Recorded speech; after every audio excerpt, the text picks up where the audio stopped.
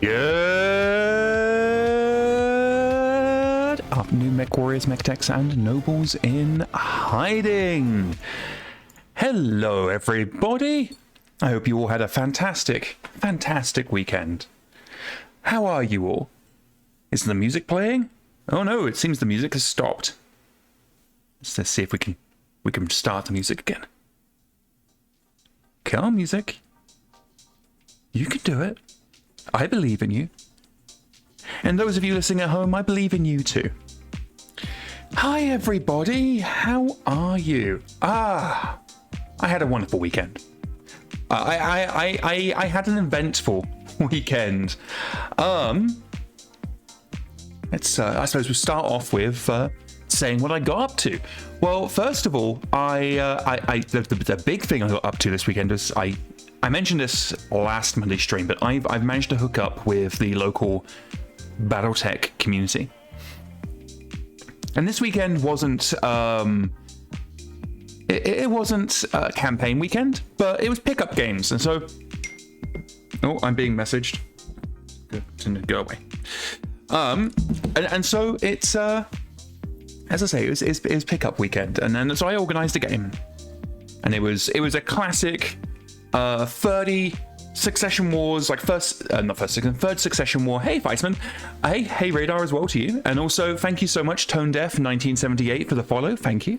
But yeah, it was a classic Succession Wars era light mech slap fight. I fielded I wanted some like more practice with salvage gacha, my force for the campaign, and so I fielded a locust, a commando, a Jenna, and led by a Phoenix Hawk. And so those of you who were here last Monday will remember that my commando exploded and my locust lost a leg on turn 2. Well, we deployed, and we were deploying on long edge to long edge, and I noticed that the terrain is really advantageous for a really hard push in center, so that's what I did. And then what I had target in their locust flank around to the left. And that worked fantastically. I played really aggressively and immediately put my opponent on the back foot. Great stuff. Until target in their locust came around the corner to start getting some juicy backstabs in. And immediately lost its leg as the enemy wolfhound turned around and said, fuck you, and the vicinity that you're in. So turn 2, and my locust again lost its leg on turn 2. So that locust turned into a pillbox. It actually ended up losing both its legs before the scenario was over. But that was turn 2. Turn 3 was nowhere. Well, I suppose I mentioned what I was facing. So I was facing a wolfhound, a commando, a stinger, led by the Centurion AH, the one that has the LRMs and the AC-20. And so turn 3 pulls around, and the Centurion decides to say fuck you to my commando specifically, hit the commando center torso with an AC-20 and took the commando from pristine to dead instantly. So that was me with my locust on the ground and one leg, and my commando insta-killed. So things were looking rough. And I was also getting very, very hot at this point, because I'd really burned hard in the early game. Probably harder than I should, honestly. So what I ended up doing was just basically shifting to a more skirmish playstyle with the Jenna and the Phoenix Hawk, and really trying to abuse the woods as best I could. The Jenna, piloted by Gumdrop, got into a bit of trouble with attracting far too much attention, and the Centurion that just killed this commando decides to get in on some. You know, maybe the commando, the Centurion's thinking, oh, I can send in an AC-20 into the rear of Gumdrop, the Jenna, knock him out immediately. But what they didn't factor in was that I could jump.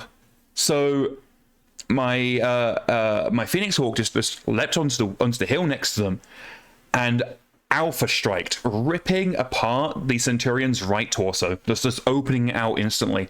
And then Kickflip just delivers a kick directly to the right torso of the Centurion, scored the crit, instantly immolated the Centurion as it exploded into a mass fit of fury, metal and carnage everywhere. So I was down my Commando, and my Locust only had one leg. But they were down the centerpiece of their force, the Centurion. So things were, this was very anybody's game. Unfortunately, after that point, I really just couldn't close the deal. I was rolling terribly. I basically lost initiative every turn except the last two, and I just couldn't seal the deal. Kickflip, the Phoenix Hawk, did manage to kick the head off of the hostile commando. That was great. Even crit into its cockpit as well. So that commander was super dead. But the Wolfhound, as always, because Wolfhounds are incredibly good mechs. And yeah, no, as always, the Wolfhound, I believe they had the Wolfhound 1, just won its BV back, and I just couldn't finish them off, yeah, as Seeker 10,000 says, and so it ended up with me dead or crippled, and I did a bunch of damage, but I just couldn't finish them off. So they ended up winning the scenario, but it was great. Seeing Kickflip score 2 kills, both via kicks, was fantastic stuff. But as always, the local BattleTech community is genuinely fantastic and really sweet as well.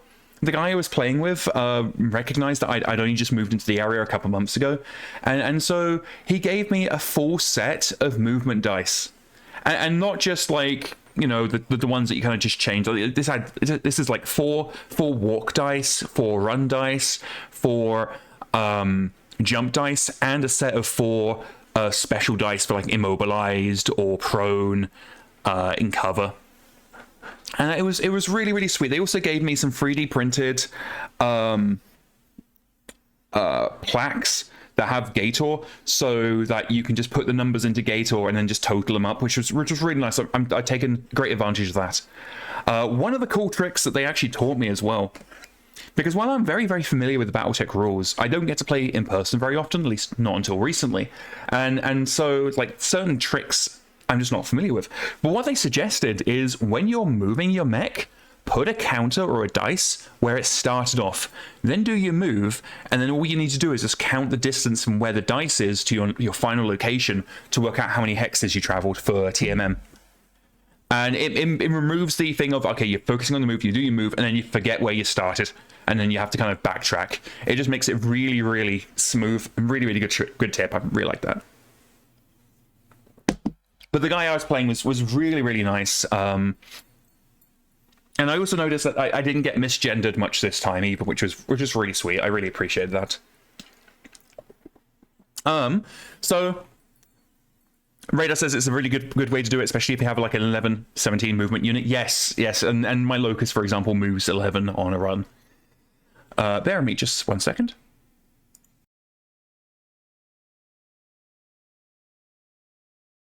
And I'm back. So now the game started at 12, ended at 5, which is like a really, really good length for a classic BattleTech game. And then I get home, and I realize that I fucked up. So my wife plays in the local vampire LARP. She's actually Prince of our area.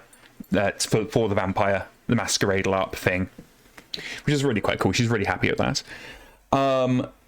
Prince basically means she's like the leader of the local vampires, kind of like the king of the vampires, but in this particular area. But when my wife goes to vampire LARP, the next day she goes on a hike. And my housemate was working yesterday and goes to work at 3 p.m. So my wife dropped me off at BattleTech at 12 and then went on her hike. My housemate left the house at 3 o'clock and went to work. and I got home at 5. Why is that a problem, you might think? Well, Feisman says she played with Camarilla or independent. Independent. Well, why is me getting home at 5, my wife being on a hike, and my housemate being at work a problem? Radar says, Mr. Bear, we'll get to that. No, the problem is we only have 2 house keys. My housemate had a house key, and my wife had a house key. I did not have a house key.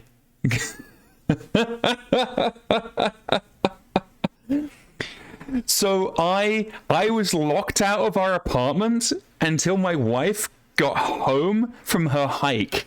I got home from BattleTech about sort of 5:30-ish. I didn't actually get back into the apartment until 10. Fortunately, the apartment block where we live, like, we have a couple of mutual friends, so I was able to go stay with friends for that duration. But yeah, no, I was locked out of my apartment, and my housemate works locally. They don't work in a place where they could easily just nip out and just give me the key. C10,000 said you were locked out of the toilet so you couldn't make it explode. Listen, okay, I didn't make the toilet explode. That was my housemate's toilet. Knight, glad you could join the stream. Congratulations on your 40 stream streak. I swear no music's playing. There we go. How weird. I don't know why the music's been being so weird today. My headset was also being weird, so how bizarre.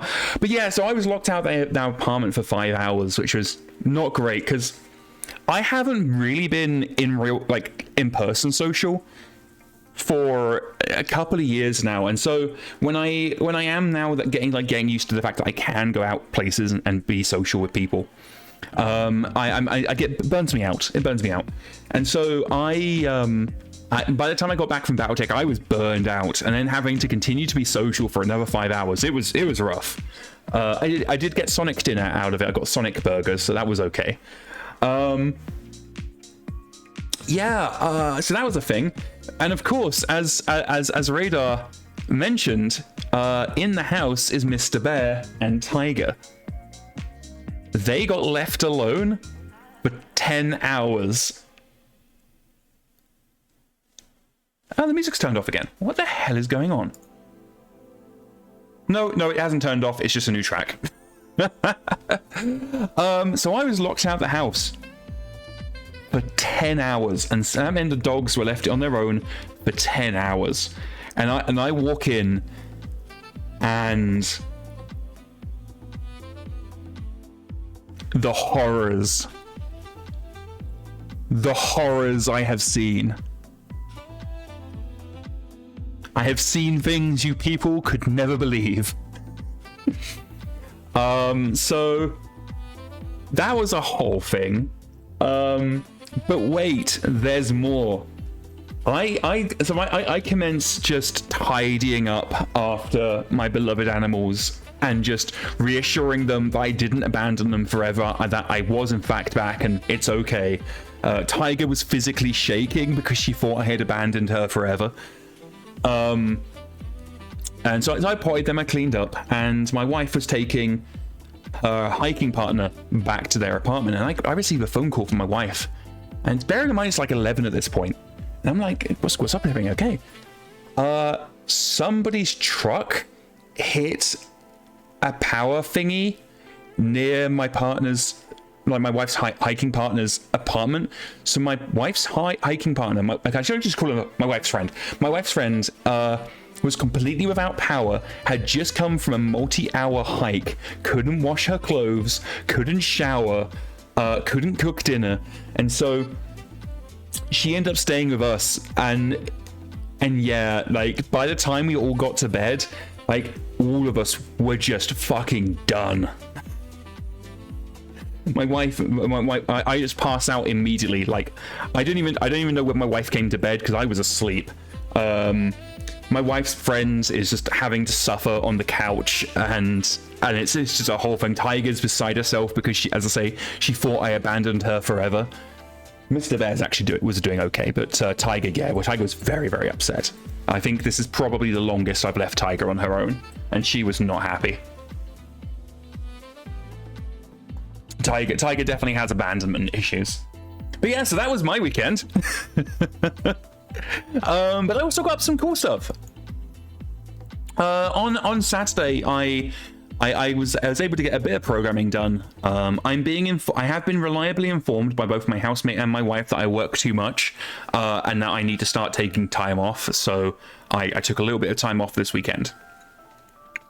But the weekends are kind of my experimental time where I kind of just try to throw things at the wall that might never get committed, but might be cool and interesting. And so I've been, and this is, I promise you, this is all related, but I've been, as regular viewers will know, I've been reading the Fox Patrol books by Brian Young. Highly recommend. I love the Fox Patrol. And good news for the Fox Patrol is that Catalyst have confirmed the next faction pack. So not this faction pack coming, but the next faction pack will be the Fox Patrol pack. And I am so excited. I am going to be buying that on day one. I am going to get that commission painted professionally, get it really looking nice. But I've been reading the Fox Patrol books, and one of the characters, the main character really, Katie Ferraro, she has a really strong bond with her mech, her Kit Fox. I think it's called Kage Kitsune. Yeah, her Kit Fox. And one of the actually, I can bring up the name here. Give me 2 seconds. Where's my glossary entry? Glossary entry properties. I would like to read the thingy, please. Kage Kitsune. There we are.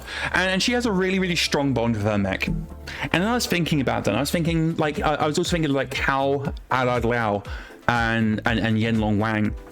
And I was thinking, like, how in the lore, in the novels, we see characters having these bonds with their mechs or their tanks or whatever. That is their tank. And in MekHQ, I kind of recognize that we don't really have a system to support that. Some players are like, okay, well, that mech belongs to that character, and that's the only mech they'll use. So if that character's injured, that mech gets taken out of the fight. Stuff like that. But we didn't really have any tools to really track that or to really support that kind of play. It was kind of just not really there. It kind of over time we kind of grew into a system in MekHQ where you kind of just switch and swapped pilots out of mechs willy-nilly, and it wasn't really any weight to that. Any pilot could go into any mech. And then I was thinking, okay, well that kind of sucks. Radar says Terry Forge Charger number 7 also comes to mind. Yeah, and I think Rhonda Snord's Heavy Metal is another good example. And I was thinking, well, we don't really have anything to support that. How can I support that? And I've been thinking about this for a couple of weeks, in fact. And I was like, okay, well, what if we implemented a system that would track what your favorite mech was, and maybe you got an extra point of edge when you went into battle with that mech. And I was like, okay, well, I don't really want to give the players more edge. Edge is an issue. And I was also like, well, that's not also going to work. I mean, basically, you'd be guaranteeing having an edge every scenario because you'd get the edge for your unit. I was also like, this doesn't really work. And I kind of just continued sitting on this and chewing over my brain. And I remembered the old Noble rule set. So anybody unfamiliar, there's a spreadsheet. It's probably still in the docs folder, actually, for playing MekHQ as a Noble. And the Noble rule set has just been a treasure trove of good ideas. And for example, in the Nobles rule set, there's a way to I don't think it was ever actually implemented, but there was a mention of characters having random personalities. And again, I don't think it was ever actually fully implemented, but that's what gave birth to the random personality system in MekHQ. Random backgrounds is also something that you what's the word? That is in nobles. Again, not really fully implemented from what I remember, but that's something I want to kind of adopt when we bring in the advanced character builder. And yeah, like I just saw this idea, and one of the things it had is when you generate your characters for the noble rule set, you pick a specialization for them, and it might be that one character is good with light mechs, one character is good with heavy mechs, so forth. And that gave birth to a set of 3 SPAs called Affinity, Antipathy, and Specialization. And what that means is you can say, okay, this pilot has an affinity for light mechs, and they will always get a +1 modifier, well, +1 skill level to their piloting when piloting a light mech. You might say this character is actually terrible with assault mechs, they're going to get a -1 piloting when piloting assault mechs. Or this character is specialized in light mechs, medium mechs we'll say. They get a +1 gunnery, +1 piloting when in medium mechs, but they're actually going to get -1 piloting and gunnery when using any kind of weighted mech other than that. And this applies for mechs, vehicles, and aircraft, including conventional fighters. And I was like, okay, well that's cool. Hey, Psychotic, glad you could join us. I was like, that's cool, but I don't really think that kind of goes as far as I want. And so what I've done, and we'll flip ourselves over to Safari, is I have implemented the familiarity, the chassis familiarity system. And how this works is every time a unit returns from a scenario, hey Hammer, glad you could join us. Every time a unit returns from a scenario, the pilot of that unit gets it defaults to 2, so they get 2d6 worth of familiarity. And every 100 familiarity you get, so Psychotic, thank you for the 100 bits, has instigated the will of Comstar, and Comstar has interdicted the word scenario. So until 1/2 I am not allowed to say the word scenario. So when they return from a battle, they get 2d6, and you can change this in campaign options. So they get 2d6 familiarity. And every 100 familiarity you get bonuses. Sorry, I keep knocking my microphone. And there's two ways you can do this, but we'll say for the default for now. At 100 familiarity, you get +1 piloting. At 200 familiarity, you get the +1 piloting from 100, but then you also get +1 gunnery. So this means that if you have a pilot that is constantly fighting in the same chassis, they're going to build chassis familiarity. Now, the reason why I'm mentioning this chassis familiarity is the familiarity is gained in the chassis, not in the unit specifically, not in the model. So if you have a character who is constantly piloting a Hunchback 4G, they will get familiarity in Hunchbacks, not Hunchback 4Gs. So if you later change them to a Hunchback 4P, they will still get all of their familiarity bonuses. Now, there is another version. So familiarity, you can have 3 options. You can have disabled, normal, and hard. Personally, I really like hard. How hard works is 0 to 100 familiarity. You get a -1 to piloting and gunnery skill. So if you don't know how a machine works, you're actually worse in it than you would by default. Then 1 to 99. Then 100 to 199, you get no modifiers. Then 200 to 299, you get the +1 piloting. And then 300, you get the +1 piloting from the last tier, and then +1 gunnery. And so, I mean, as Radar mentions, I know Warhammers. I know how they work. Put me in any Warhammer and I can put their weapons on target. That's exactly the kind of mentality I want. So it means, as I say, that in hard mode, you really want to focus on certain units. Psychotic says, when do you get game familiarity and how much do you get with then? So I mentioned this earlier, when a unit returns from a battle, they get by default 2d6 familiarity. You can change it in campaign options. In campaign options, it tells you 1d6 is kind of like a slow progression, 2d6 is normal, and yeah, I saw that trap card, Psychatic, and then in fast, you set it to 3d6, and it'll be nice and fast. It was partially a legit question. No, it's a good question, but yeah, no, I saw you slipping your glasses up your nose and steepling your fingers. But yeah, so it is a system that does reward scenarios. Seeker 10,000 says, could scout patrols and training raise familiarity? I explicitly said no to that. I was thinking about it. And I also originally had it so you'd gain a little bit of familiarity every day. I scrapped both of those because, one, familiarity bonuses only really apply in combat. It's fine, whatever. But the other thing is that you can, if you have it on scouting or training, you can really speed through familiarity. Wait, what? No! Did I say it?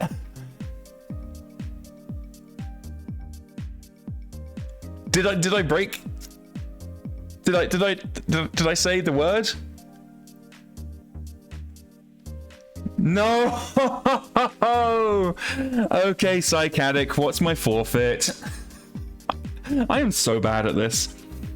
But at least I can say scenario again now. Right after you stop the trap card. Yeah, that tracks. That absolutely tracks. I didn't even last 3 minutes. I'll let Psychatic decide what the forfeit is. But yeah, so I decided not to have it on training and on scouting.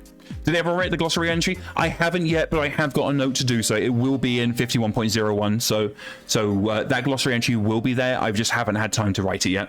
But I haven't forgotten. But yeah, so I just doing it for scouting and training just fast forwarded it too much. So I ended up locking it to scenarios, but I haven't actually finished. So I mentioned how training said should have familiarity. It's literally the job of the role. I don't know. So I genuinely get the reasoning. I get the logic of it, but I have to question. I'll chew it over in my maybe a third of what you get from combat. Maybe.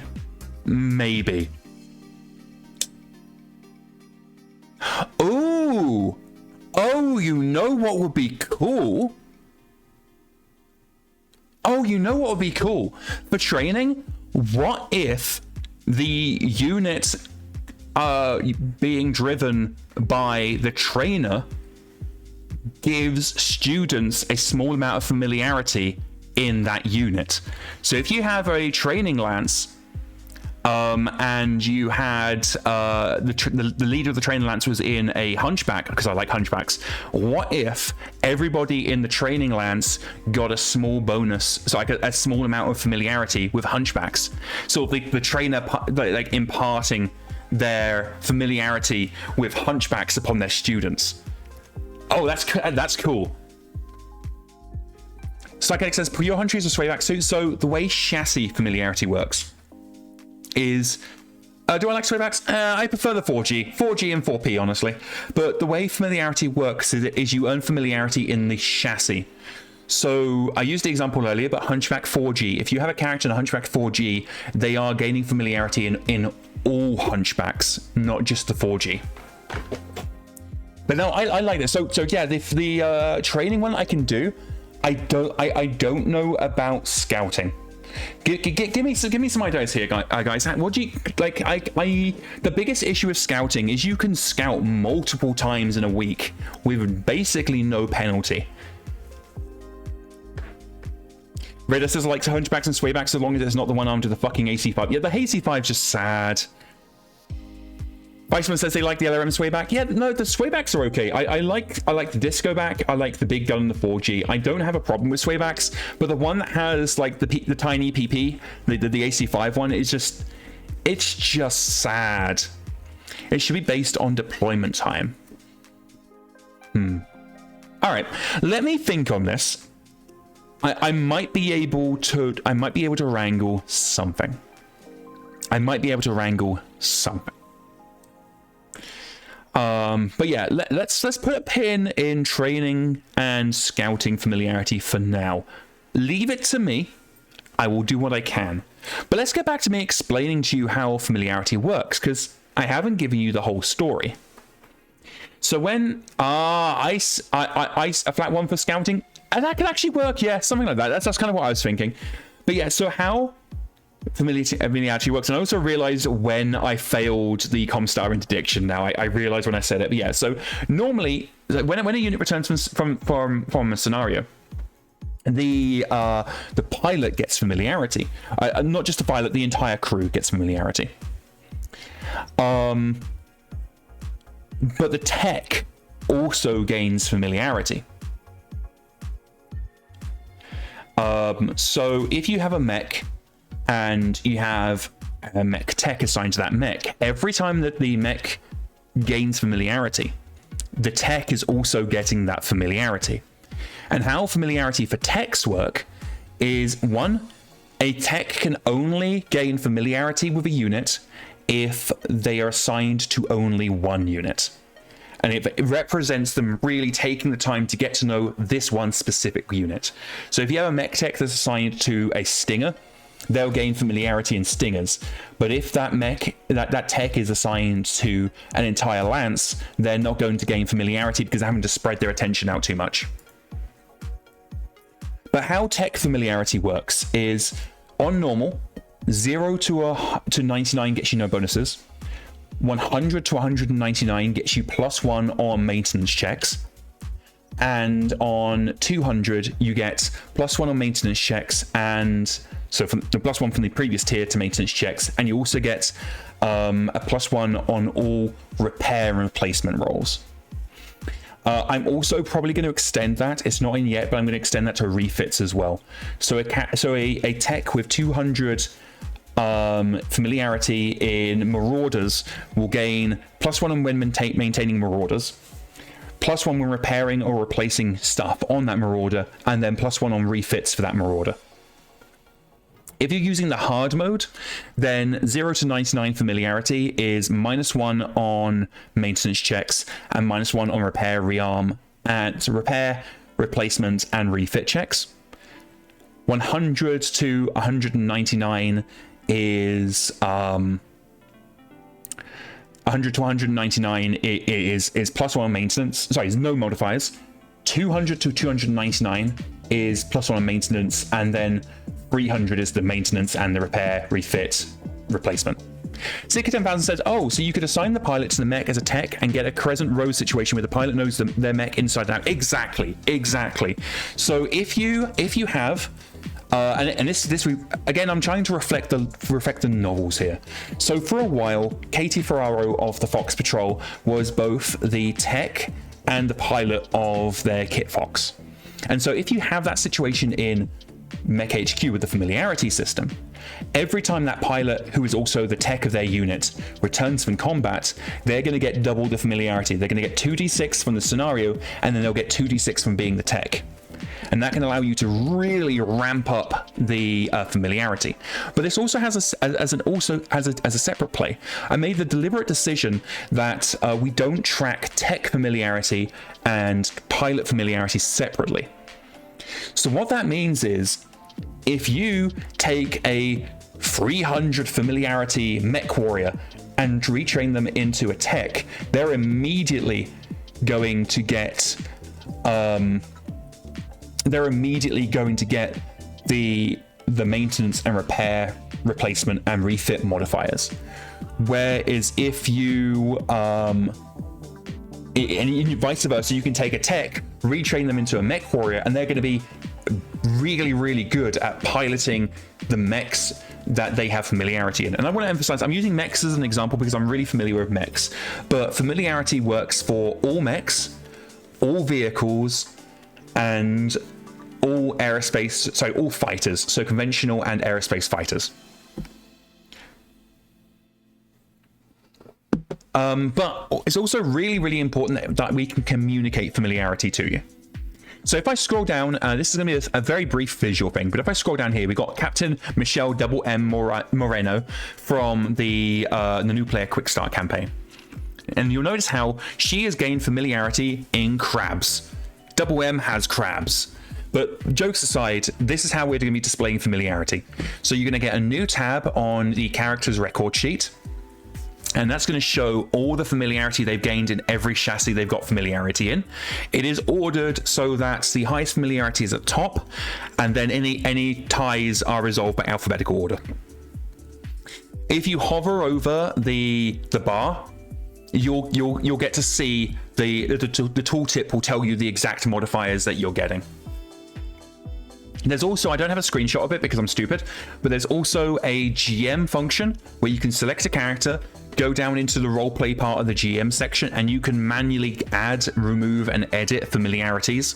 So if you have a character that you're making and you're like, okay, this character is the best pilot ever in the Lucifer aerospace fighter, you can go in, you can type in Lucifer, and then you can give them 300 familiarity straight from the get-go.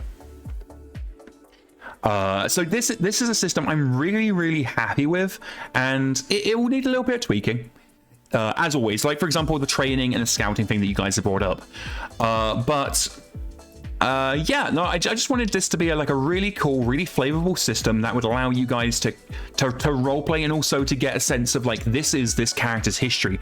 This is issue report. They always pilot Warhammers. You can see they're the best at the Warhammer. They piloted Warhammers all their career, so they are objectively better than someone who's just leveled up their fighting. Seeker 10,000 said it should work for ships since it's very common in real life for crews to get a kinship with their ship, and for tank crews. So tank crews it does work for, but I opted not to do it for large craft. I opted not to do it for large craft, and it's the only reason is because large craft are fucking weird. And the code behind how large craft work is a mess. And I don't feel like I can make it work without breaking a whole bunch of stuff. And the other issue is then there's just a whole bunch of issue when it comes to large craft, because I knew people would ask for large craft, but yeah, I really can't. It can be done, yes. I just don't want to have to dive into that trench. It is smelly, it is watery, it is muddy, it is awful, and yeah, no. I appreciate the 5 people who play with large aerospace assets, but our aerospace code is just so rough. I don't want to anger it, honestly. That's also why brain, come on, why Commanders Only was never extended to large craft. Viceman asks, does Op 4 get familiarity? Right now, no. Like, how difficult would that be? It would be a pain in the ass. It really would just need to be massive rewrites of the large craft code. If it was reasonable, I would have done it. Viceman asks, does the Op 4 get familiarity? Not yet. One of the things I'm trying to decide on is whether characters should start with familiarity. Because if you take a character from the recruitment pool, they basically will have 0 familiarity, even if they're an elite mech warrior. And I'm trying to decide, do I give them familiarity? Because if I do that, the way that it generates personnel and units, it would be really, really programmatically heavy. So I'm not sure. The other thing with the Op 4 is, again, I'm not sure what I'm going to do with Op 4, because obviously this is going to make the player more powerful than the Op 4, and the player needs no advantage there. But at the same time, if I give all elite pilots on the Op 4 +1 to piloting and gunnery, I can already see the complaints. Like, I haven't forgotten when we gave the Op 4 tactics, and immediately day 1 we're getting complaints about the Op 4 always winning initiative. So it's something I don't know. I don't know. Seeker 10,000 said it could snowball. Yeah. So it's something I'm exploring for the Op 4. I just don't know whether it's going to create a enjoyable experience.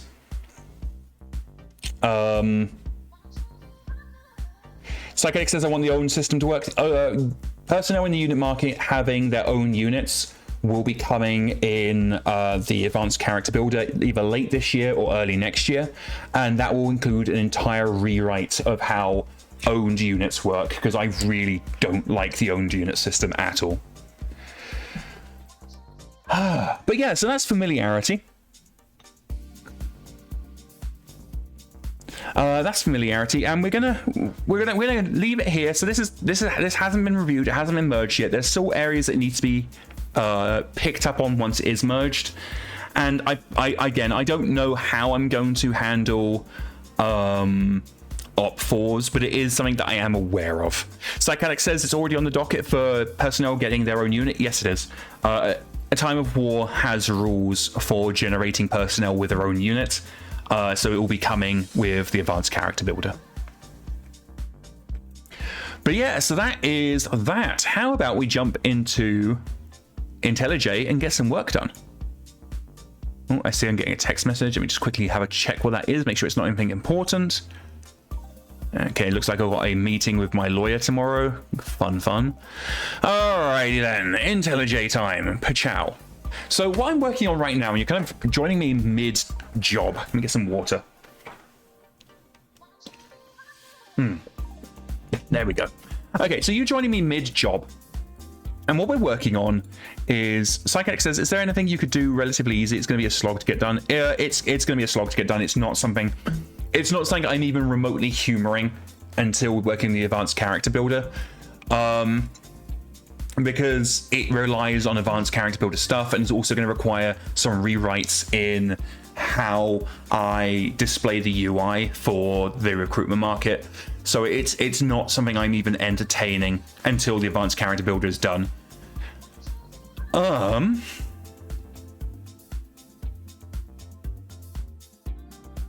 Seeker 10,000 said, I was reading some old books and they made references to MechWarrior 3 characters. I'm assuming that's the predecessor to A Time of War? Yes. I missed part of the message. Is there anything you can do relatively easy? It's just going to be a slog to get done. I thought I answered that, but yes, it's going to be a slog to get done.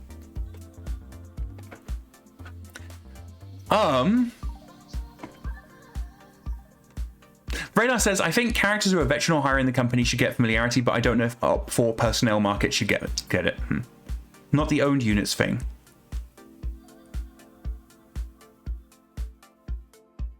Could you repost the part of the message? Is there anything? Okay, if you could just repost the message, Cadix. I'm not seeing what message you're wanting me to answer. But yeah, so what I'm working on at the moment is something for the Contract Overhaul Project, and that is a rework to how reputation works. So with the Contract Overhaul Project, we are happily harvesting from Hotspot's Draconis Reach, and we're implementing Chaos Campaign contract generation with some changes for MekHQ. And one of the things that we're doing is reputation in Draconis Reach is super simple. It basically, you effectively, without ignoring modifiers, you get 1 rep for every successful contract. Nice and easy. And so I need to replace campaign operations reputation with the new system. And what I am doing is I'm allowing players to still use the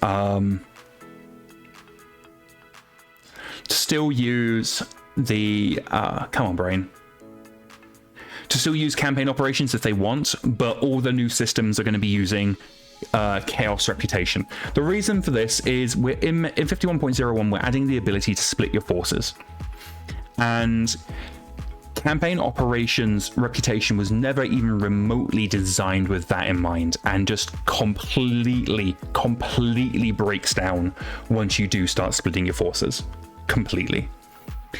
Whereas the Draconis Reach reputation is significantly simpler, which makes it a lot easier to work with within the umbrella of Split Forces.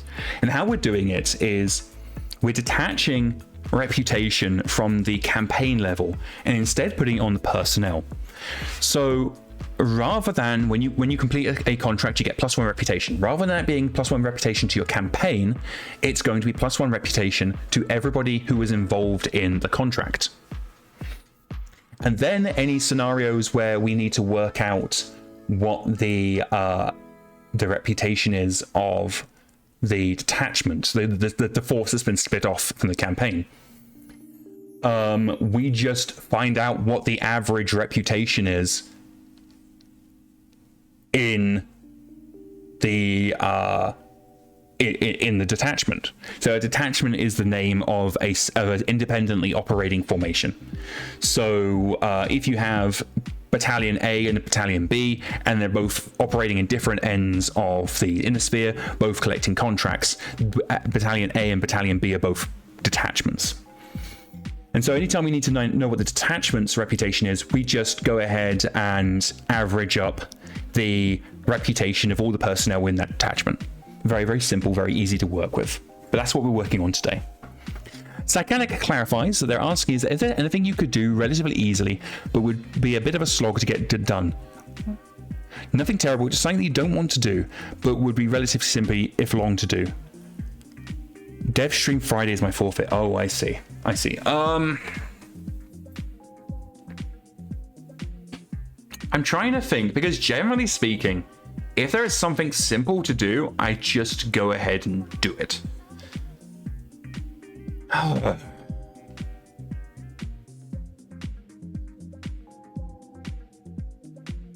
Trying to think.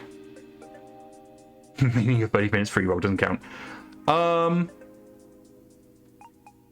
I don't know. I don't really have a good answer for that, because generally speaking, if it's something simple, I just do it, even if it's a pain in the ass, because it just needs to be done.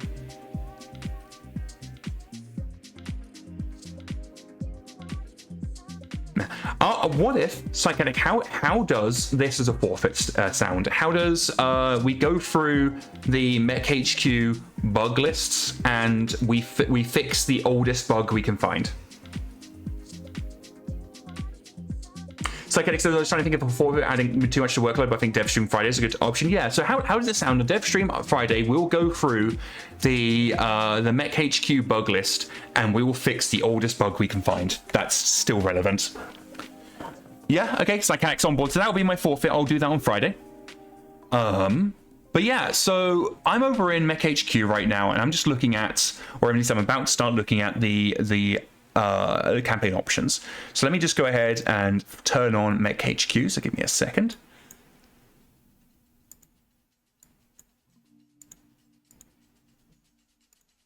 There we go. Okay, so we're going to go into new campaign, and I've done a little bit of reformatting of the campaign options for reputation, and I just want to make sure that the changes I've made are working.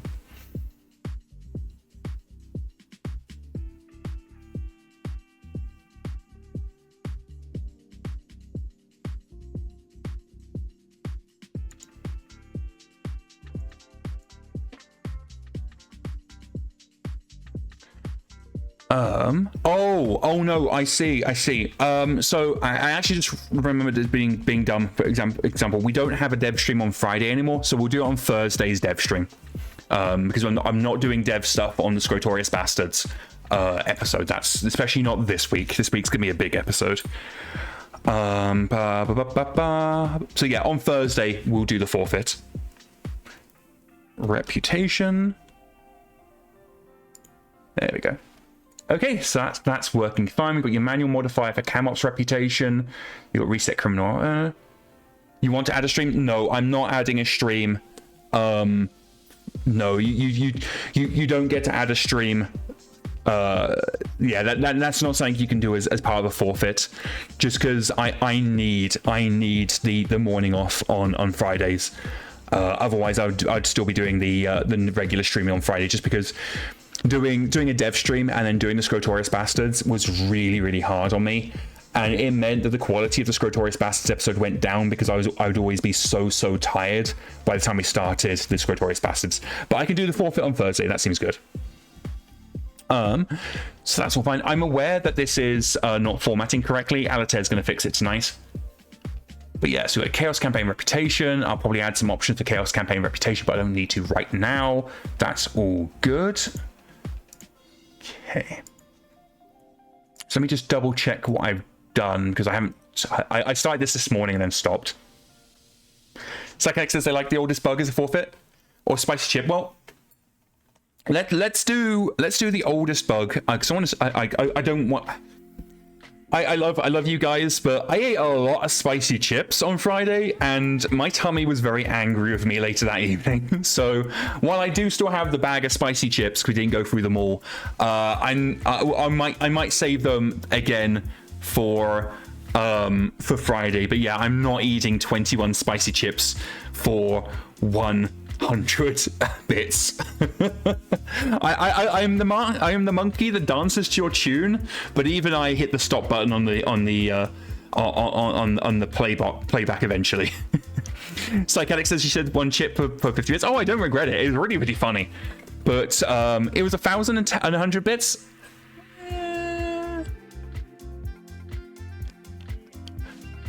No, it wasn't. Did the spicy chips make the toilet explode? No, but my gut felt very upset. So I'm just checking this is all good. Just chaos computation, that's correct. So you are in the clear. The 20 was me getting a character. Did you do another 100 bits later? Actually, I can just go back and check. Because if I owe you any chips, I will happily eat those chips. But I thought I did all of that. Oh hell, I'm not going to bother check. If you say that I owe you 2 chips, I will eat 2 chips. I'm not gonna haggle over whether I should or shouldn't. No, if you say I owe you 2 chips, I will eat 2 chips. I've got them in my hand right now. So, nam nam. You say I don't? Well, I've got them in my hand right now. My fingies are covered in ghost pepper chip dust now. I'm eating the chips. Ah.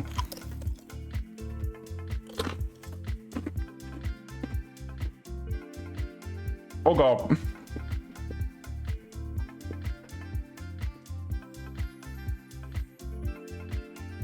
I don't know if I don't know if oh wow, that is so much worse than on Friday. What the hell?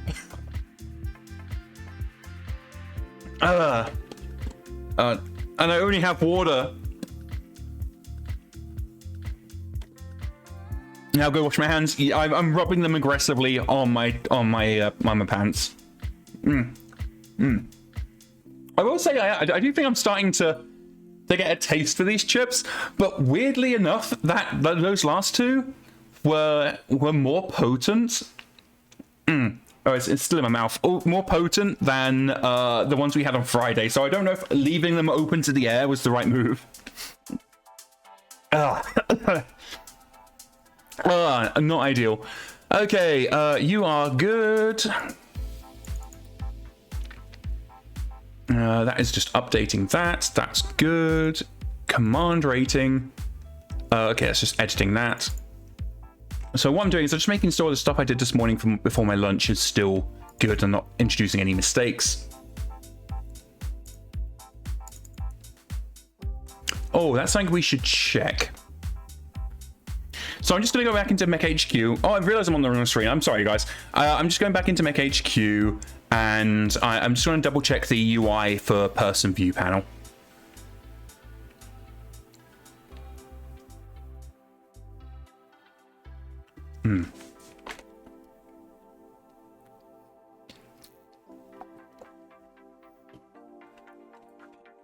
Man, I haven't had my hands anywhere near my eyes, and it's almost like my eyes are just drying out.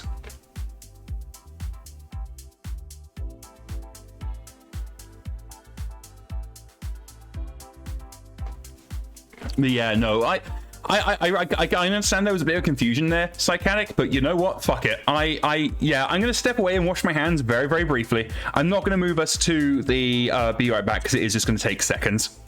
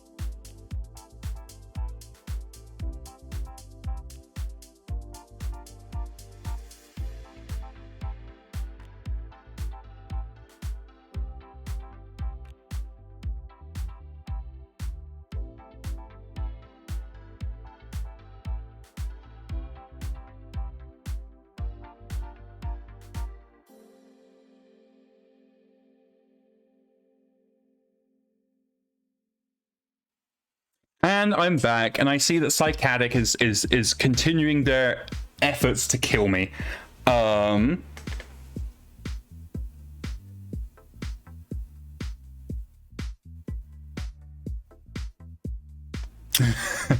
I see. Psychotic doesn't want me to have more chips. I'm glad because, yeah. That was payment for the last 2 chips. Okay, well, thank you very much for the 100 bits, Psychotic. And I'm also very glad you're not expecting me to eat more chips because I can't do it, Captain. I didn't have the power. You can. Even though I wash my hands, my eyes are sort of just drying out from the spice. I was not prepared. Let me have a drink. I know water makes it worse, but I really need some water after that.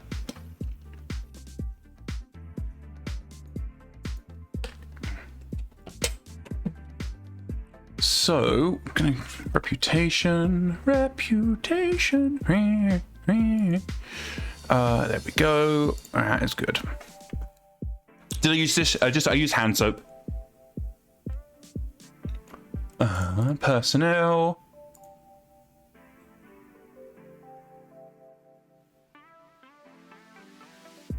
Oh, cool. Okay.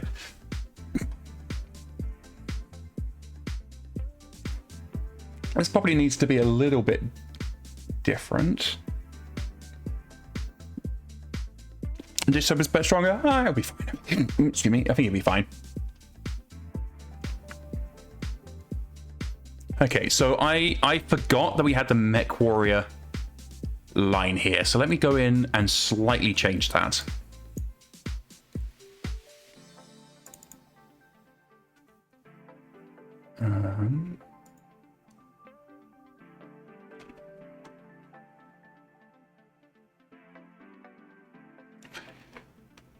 Your eyes and find out. No, I'm good. Now I know Cadic's trying to kill me.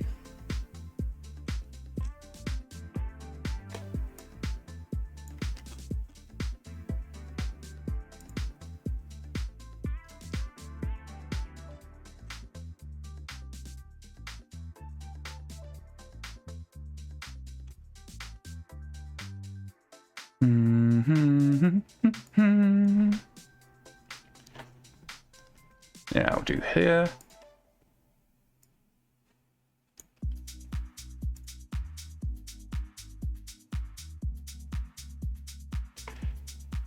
Okay, so that should fix that. And we just need to change the Runa or Asai. Caddic feels weird. Yeah, no, I don't know why I called you Caddic there. That's that's not your name. Oh, I see what I've done. There we go. I'm on the wrong screen. There we go.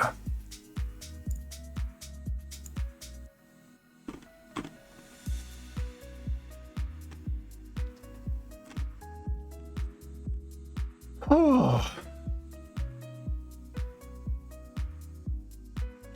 Radar's down to the last couple of weeks of their contract.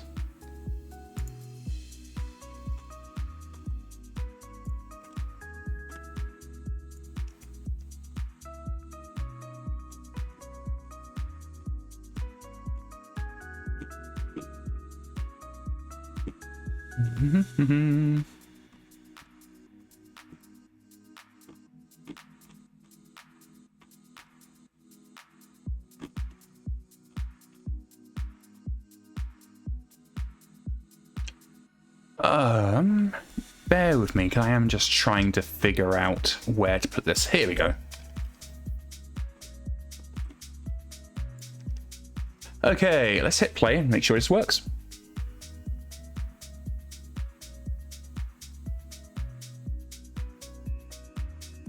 Psychotic says, I have issues with most turn-based games. I tend to prefer the strategic screen over the tactical screen. Basically, I like to managing shit, don't like fighting so much. Yeah, I can see that.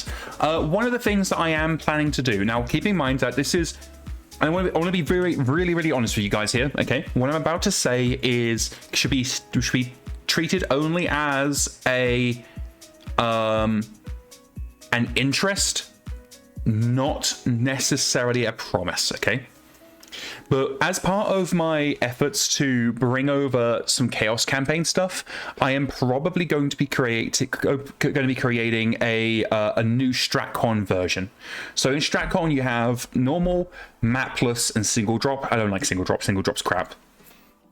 But I'm probably going to be adding in a new option, Chaos StratCon. And what Chaos StratCon is going to do is it's going to give you better. It's going to have less scenarios for contract for one thing. But it's also going to give you, that was the wrong button, smaller fights. So you may find that you have a bit of an easier time managing your stuff when you're only needing to worry about one or two, maybe a lance, maybe more, depending on what scale you choose to go into, but smaller fights where there's less stuff to worry about. Because one of the problems that I have with StratCon, and I've really started feeling this with the most recent contract, is that the fights just get too big and they just take too long to complete. And I am someone who very much likes to get in and get out and just have the moment of experiencing the fight, but without it being a multi-hour affair. And so I'm looking at ways in which I can reduce the size of engagements in StratCon. Psychotic says, so more 4v4 or 8v8 instead of the potentially 20 plus combatants per match. Exactly that.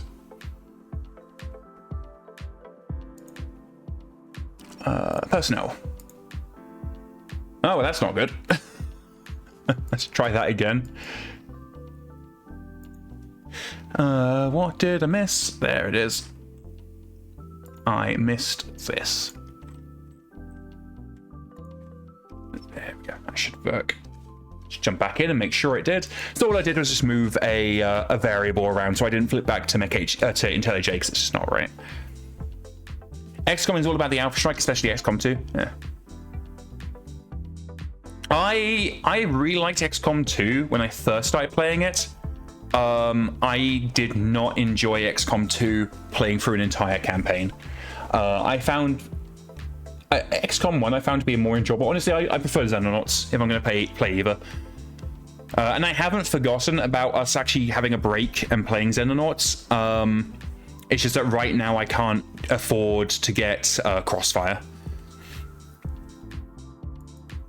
Psychotic says, I like XCOM. I played it several times. Yeah, the thing is, I like XCOM 2's early game.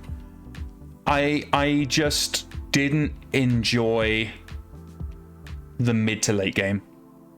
Psychotic says, your laptop can't play Xenonauts and stream. My computer should be able to play. I mean, we know for a fact my computer can run Xenonauts 2 and stream.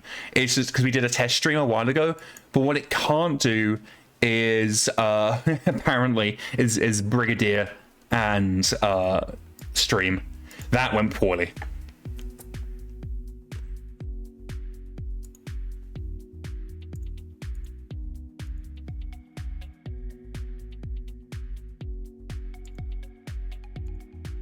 There we go.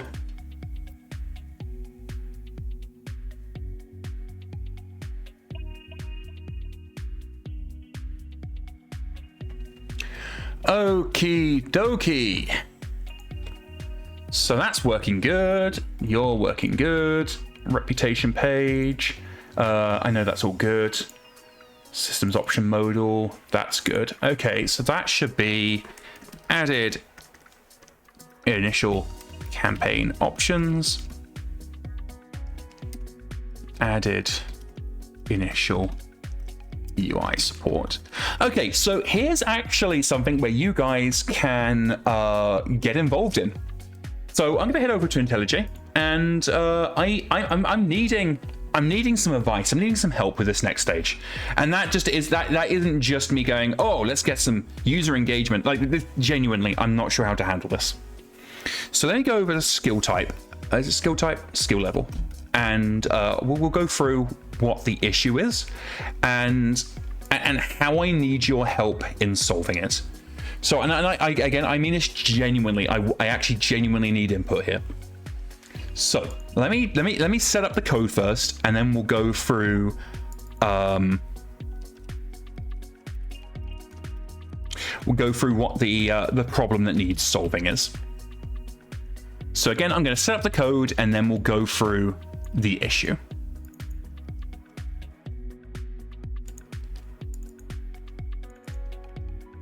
So what I'm doing is just setting up here, public. There we go.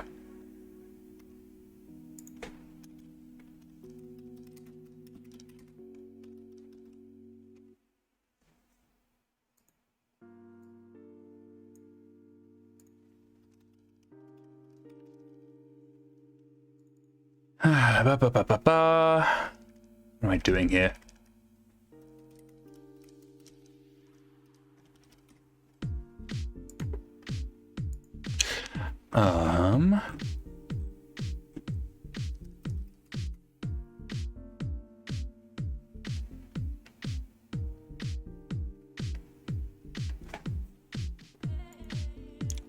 Deal with that in a bit. Okay, so what the issue is that some systems in MekHQ, so this is actually an issue that's going all the way back to when Against the Bot was originally introduced like 15 or so years ago. And the problem is that many of Against the Bot systems, what they would do is they would base the system on the experience level of the campaign. Or more accurately, it'd be based on the Dragoon rating, so A, B, C, yada yada. And oh shit, didn't mean to do that.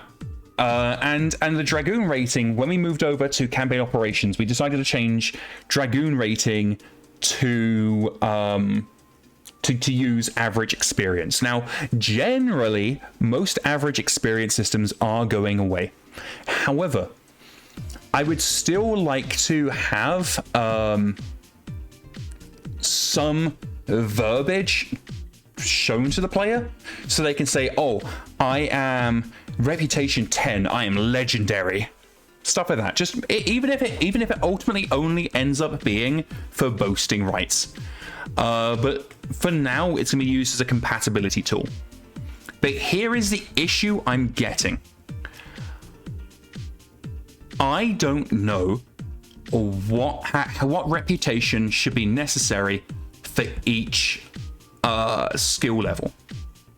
And the problem is, and Psychatic's question just just kind of points out the problem is, just like with campaign operations reputation, chaos reputation does not have a minimum, nor does it have a maximum.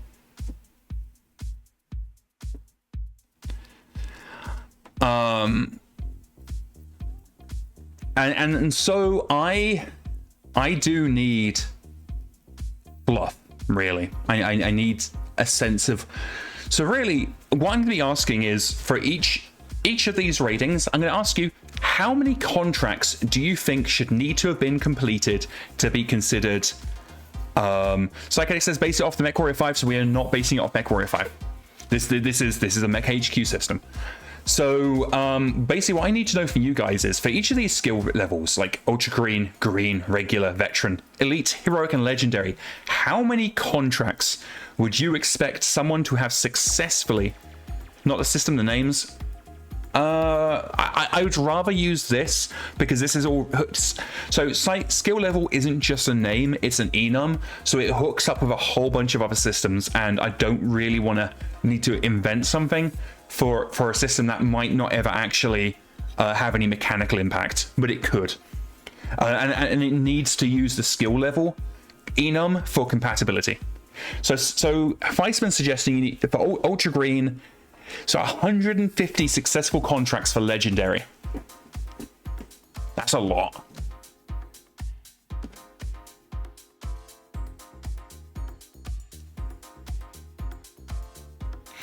Because the estimation is that a player completes 2 to 3 contracts a year.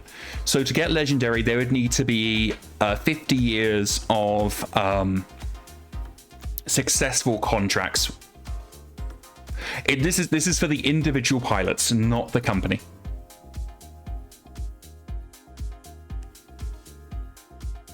Because how we're doing, are these based on the loads? Okay, so Cardboard Texas, are these based on the actual gunnery pilot skills? Ignore gunnery and piloting. Okay, ignore that entirely. This is just, oh, you just stepped in. Okay, so what we're trying to work out is we're trying to tie the skill level to reputation. And essentially what we're asking is how many successful contracts should a campaign, we'll say campaign for ease, should a campaign be to have completed successfully before they're counted as, say, a veteran campaign or a legendary campaign. And I'm just unsure of how to do this. And the estimation is that a campaign completes 2 to 3 contracts a year under the new system. Raider says 5, 10, 25, 40, 65.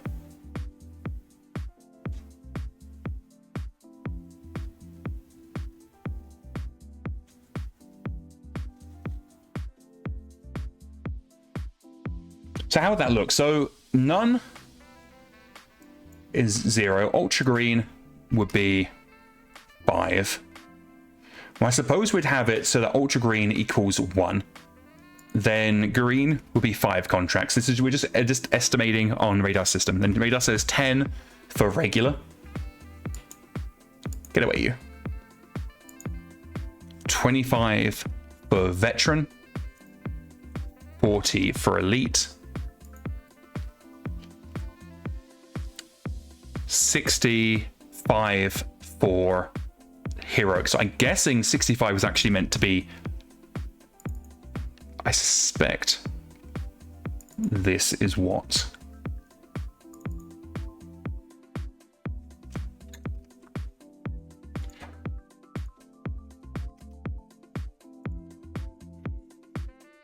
So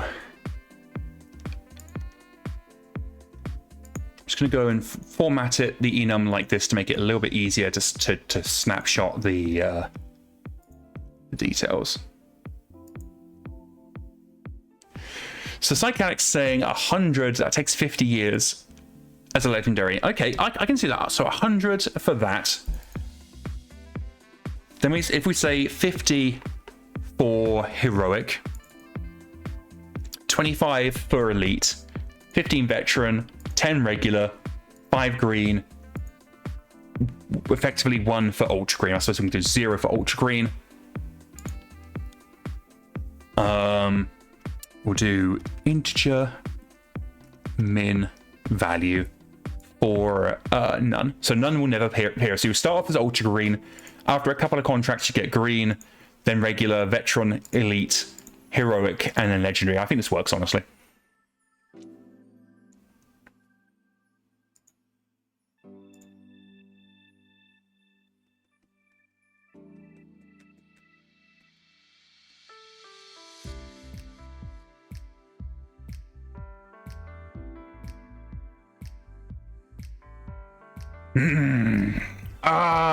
I hate that Psychotic is right. I hate that Psychotic is right. We're heading over to Safari, and we're having a look at Mech Warrior 5's reputation system. Mech Warrior 5 reputation.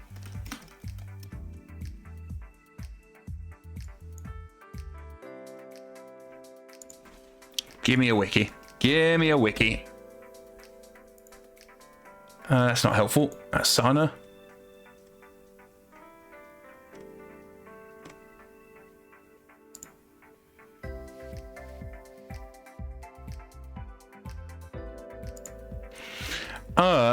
Is there a MechWarrior 5's wiki?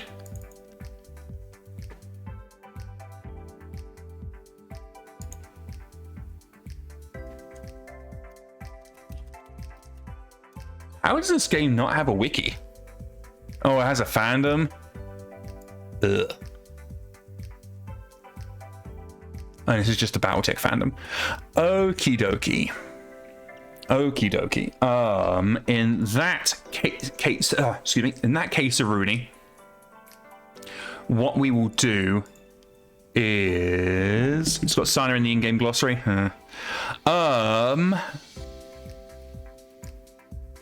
We're gonna do this.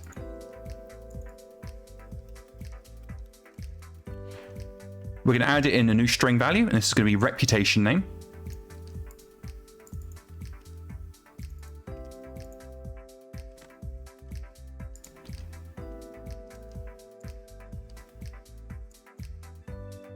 Oh, we don't need short name. Okay, so reputation name is defined here. Okay, we can work with this.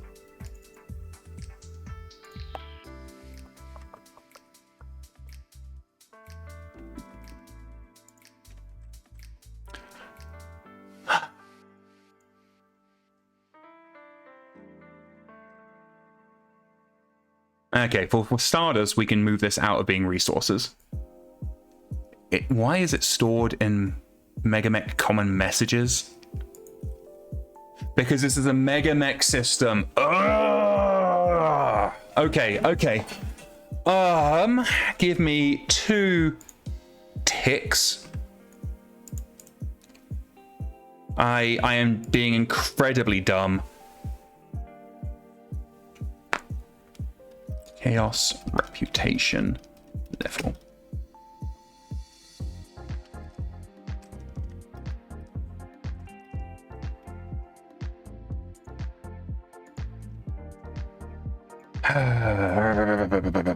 Okay.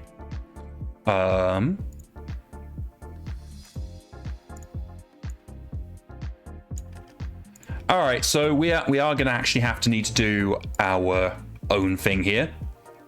So we are going to do it like this. This is going to throw up a whole bunch of errors for starters. So stage 1. I'm just going to throw the enum together, and then what we're going to do is we're going to work out what we're going to call these.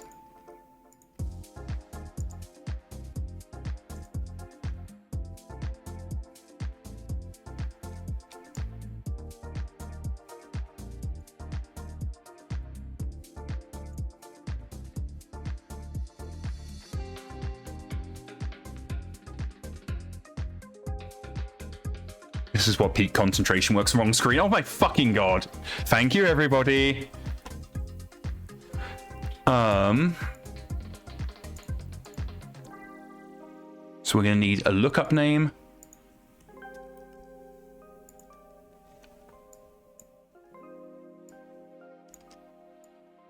And then we're going to go from there.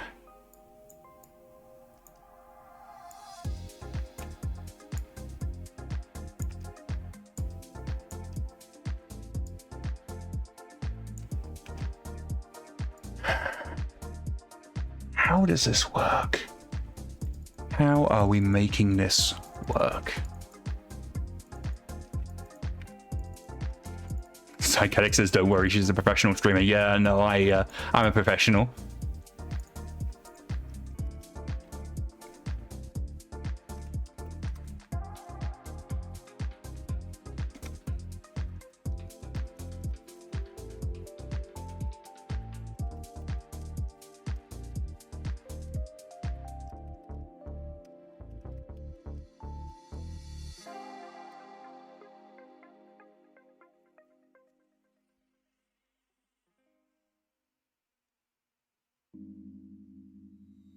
Just thinking.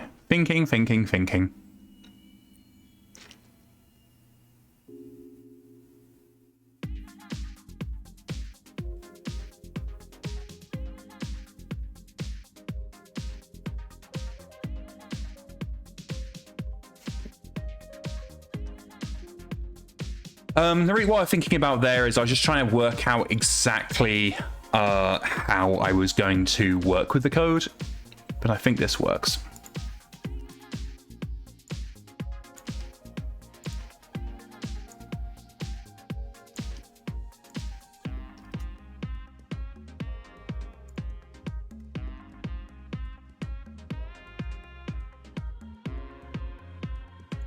That should be an insure.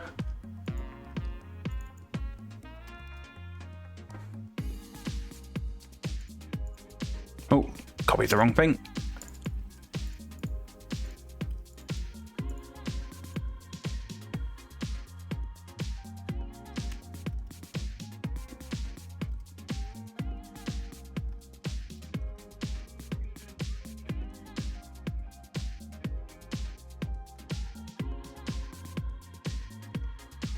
Return get text at resource bundle lookup name. Hey Archstrazi, glad you could join us today. We are working on Chaos Reputation. That is the reputation from Draconis Reach.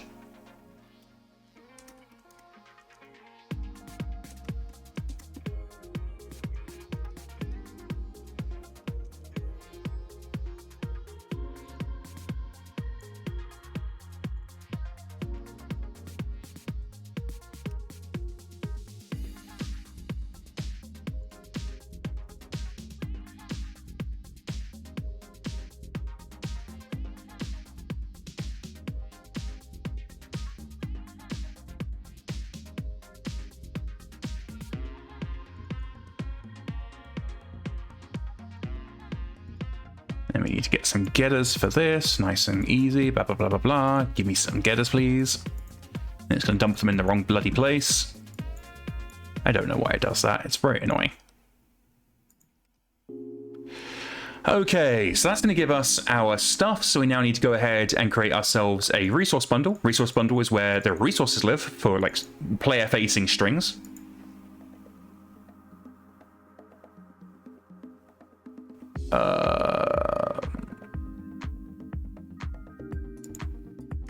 Why my brain just completely shut down?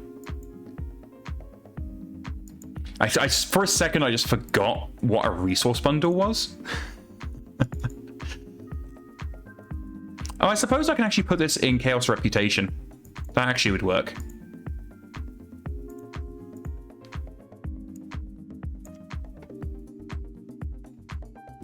Okay, gang, so here's the next step, is working out what we should name each of these levels. So we're going to start off with, we're going to Legendary. And then...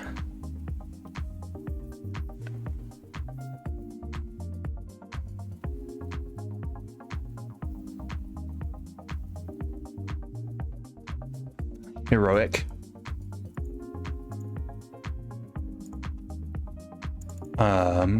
Then what be elite, I guess, makes sense.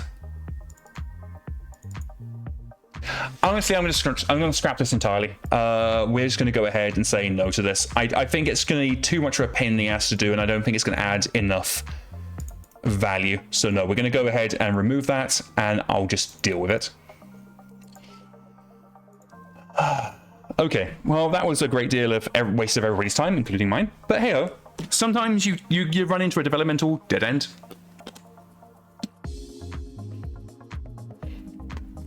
And I think the issue I was coming across is that assigning values to a system that does not have a value written in, built into it is just going to open ourselves up to pretty debates. Because, like, what about pirates? What if they have -10 reputation because they did a whole bunch of pirate crime? Well, surely they should have a negative reputation scale, and then I have to kind of come up with that, and it's a whole thing. Like, I have to deal with people saying, well, my character is elite, why is my character only ultra green in reputation? It's just yeah, not worth the hassle. So we've got the personnel part set up, we've got how to get it set up. I think this is basically done. Is it basically done?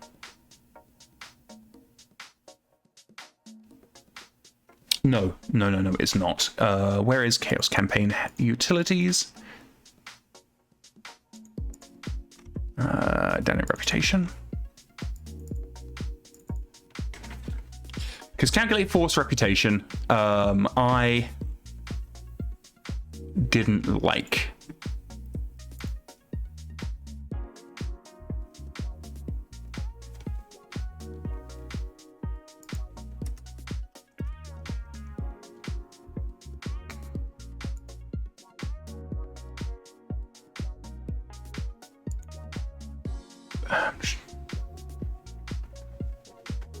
I'm going to debt monthly frequency. Time is going into debt delta.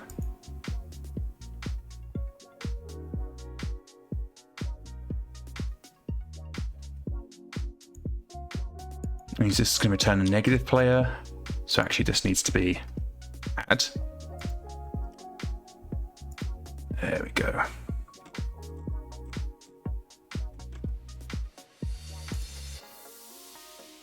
Okay. So calculate most common reputation, and we're actually going to change this to calculate average because I've received some player feedback they didn't. So originally we were going to say the detachment's reputation is based on the most common value in among personnel in the force, but people weren't really happy with that. So I'm going to go ahead and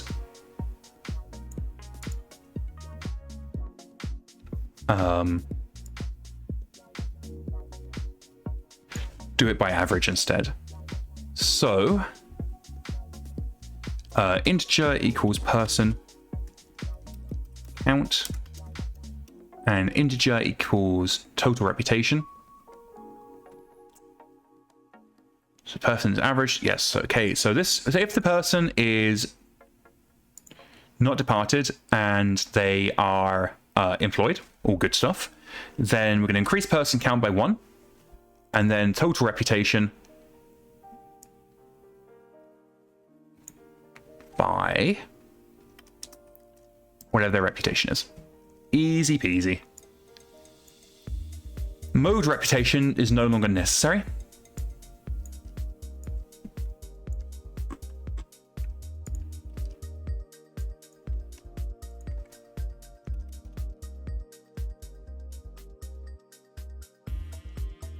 I have forgotten how to spell people.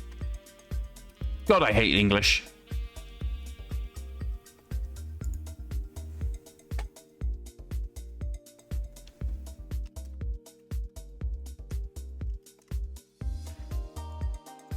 So integer average reputation is just reputation divided by person count, and then we're going to round it.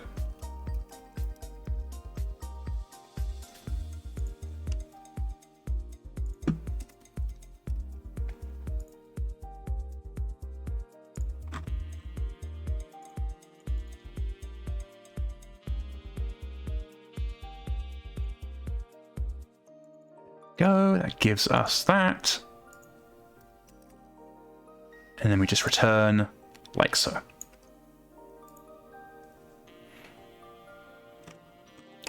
Okay, so that's going to give us our average reputation. But we also have update personal, I don't need that. I could have swore I had detachment reputation, yeah. That's going to get the average as well. Okay, so that's all hooked up correctly.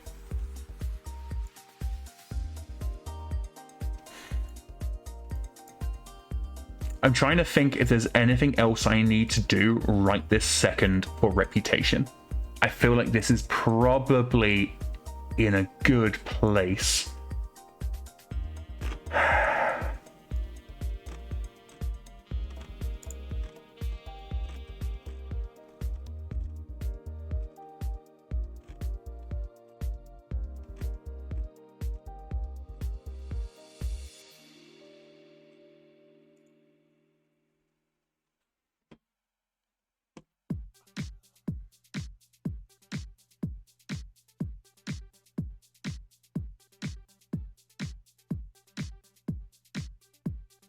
Okay, so I think at this point we can start. No, actually, I don't need to hook this up into contract resolution because contract resolution is going away. So I think at this point we've got tracking,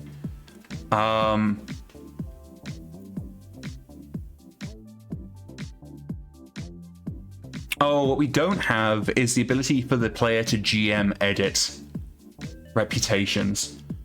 We also don't have an ability for players to see what the reputation of all their personnel is at a glance.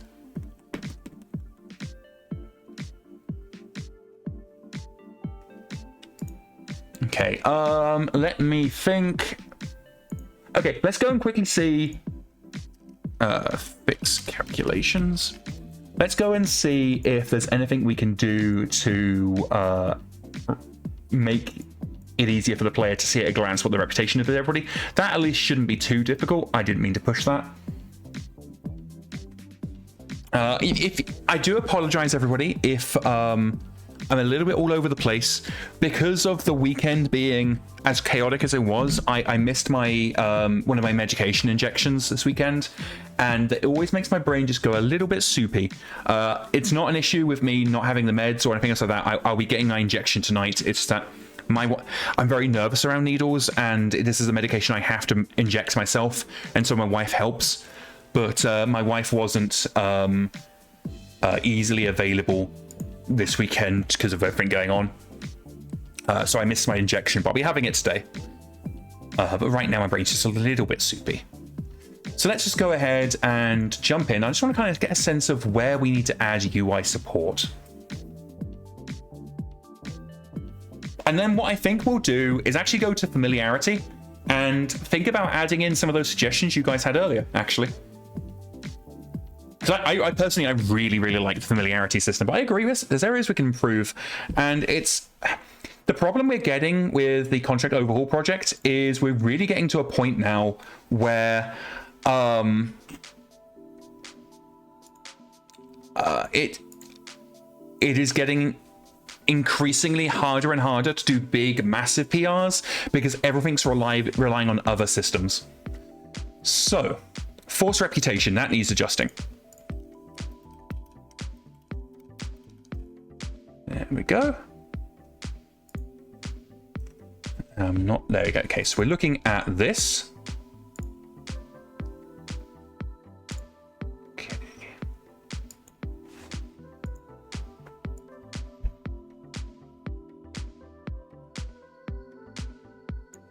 And for this, we actually need to do some stuff.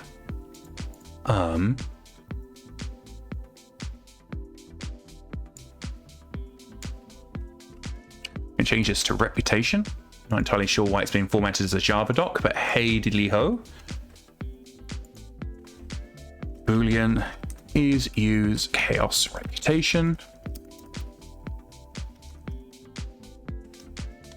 Get campaign options, get.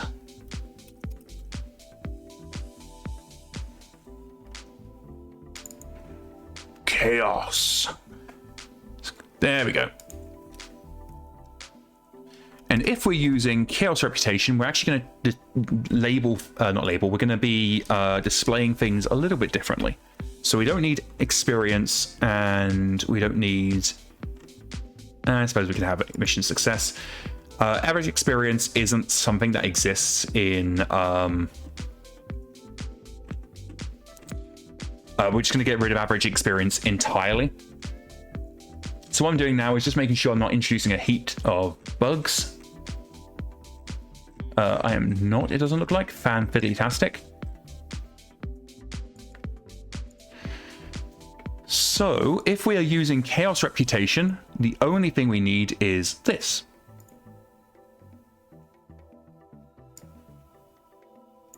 And we want it to JLabel.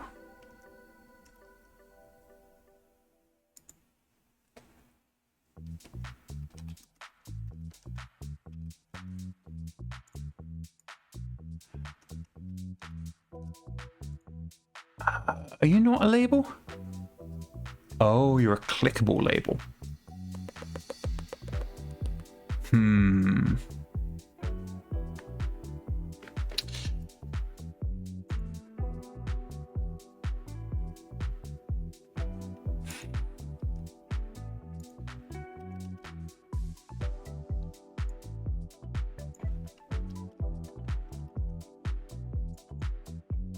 So apparently, oh, fuck off, IntelliJ. So apparently I was on the wrong screen. That's one thing. But you can come back to IntelliJ just in time to see me close it because it fucking crashed. Go on, piss off. The funny thing happened the other day. I got a automated feedback form for IntelliJ asking me to click, whether it was good or not. And none of these, you couldn't select any of the stars. The feedback form was broken.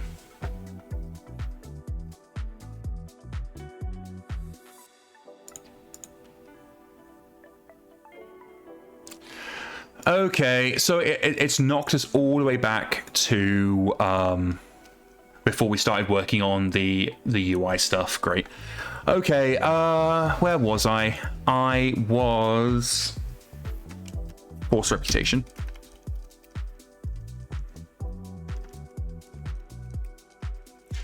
Radar says the feedback form is probably written in IntelliJ. Yeah, maybe.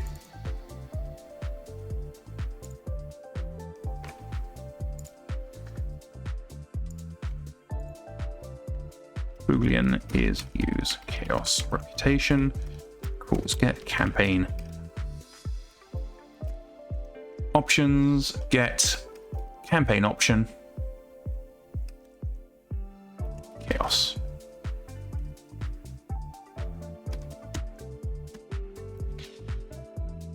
If is use, then we're going to do a thing. Otherwise, do something else. And that something else is over here.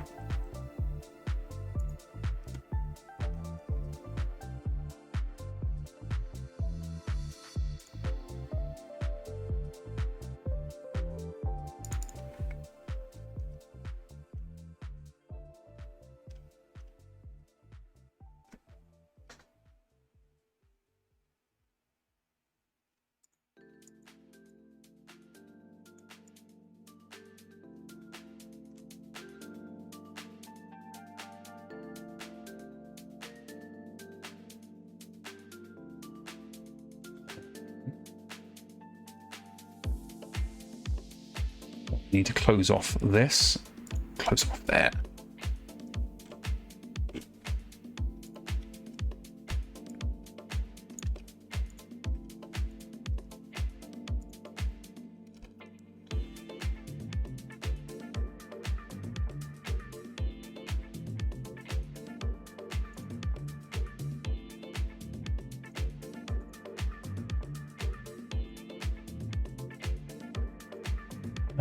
I don't want it to be, but I don't want it to be a clickable label, Grandpa.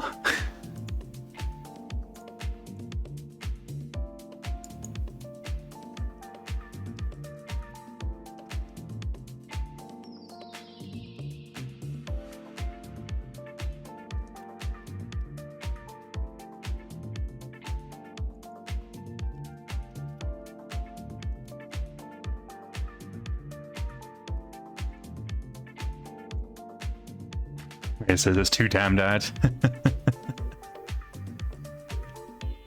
Kingmaster says, I'm reminded of one of the many reasons I like Vim. Between its persistent undo tree and SCP piles, it's very difficult to lose work with proper configuration. IntelliJ used to be really good. Like, honestly, IntelliJ last year was fantastic. In the space of 6 months that I stepped away from the project and came back, IntelliJ has just gone to shit.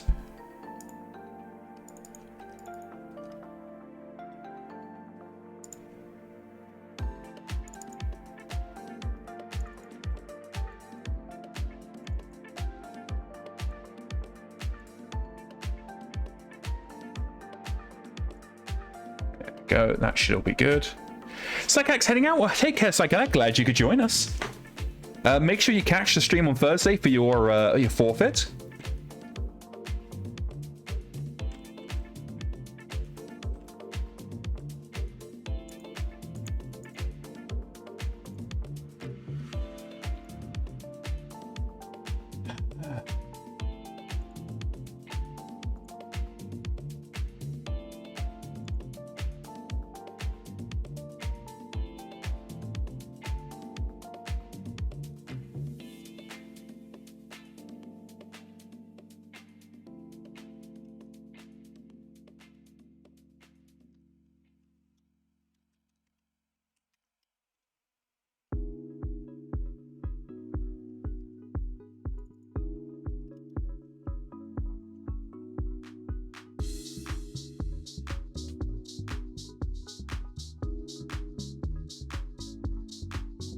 Come on, line complete.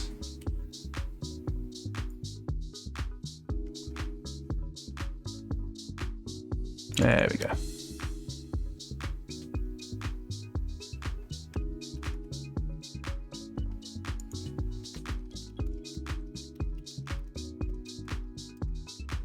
So, in an ideal world, I could just remove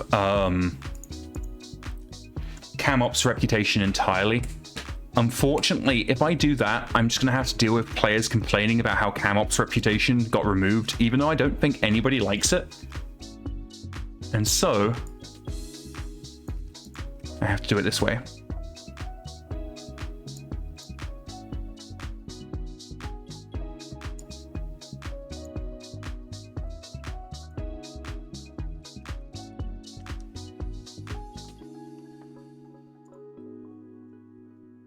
Yes, there's always that one person who likes it. Exactly. But I can actually change this ever so slightly. So we don't need this, is what we don't need.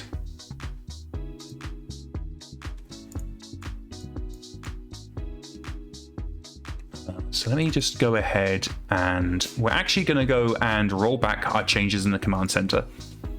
Because I realize now I can actually go about this a slightly better, but a slightly different, but better way.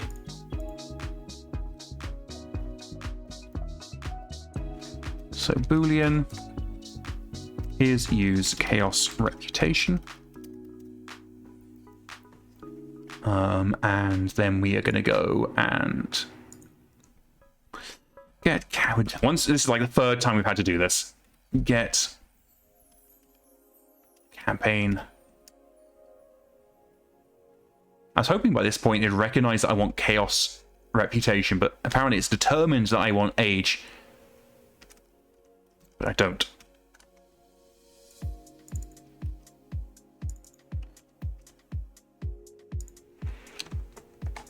Okay. What happens if I just do this?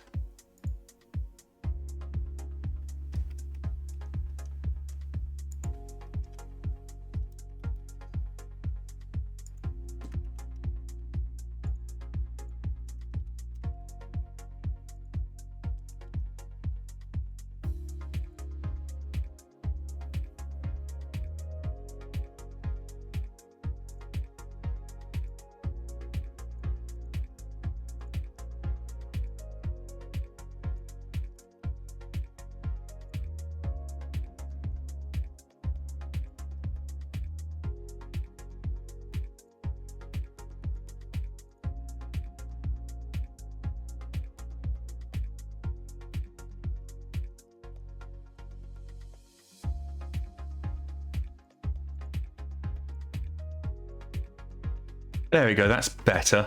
The question is here. I think I can do this.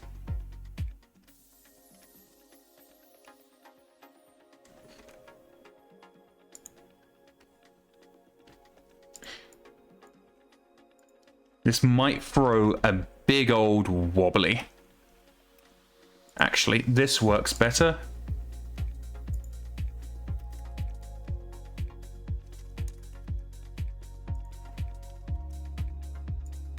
So this basically means if we're not using chaos reputation, we are if we are using chaos reputation, we won't show average experience. So let's go see if this works.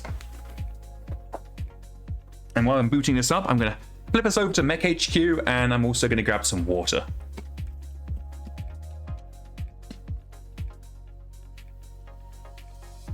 For anybody who didn't catch the Scrotorious Bastards episode on Friday, it is now live on YouTube as the VOD.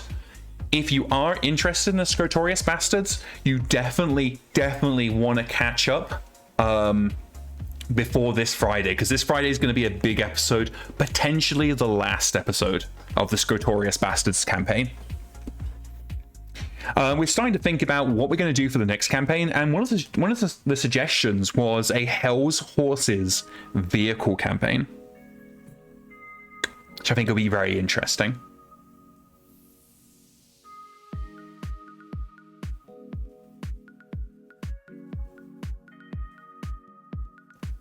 Aristrasi says, all Illiani does is eat hot chip and scrotorious bastards. Pink Bully asks, has the invasion started? I won't answer that directly, but I will say we refused a bachow. Ghost Bear is here, and we refused their bachow. Because what the hell are they talking about? What's a bachow? I don't know what a bachow is. Refuse your what is the exact response we gave.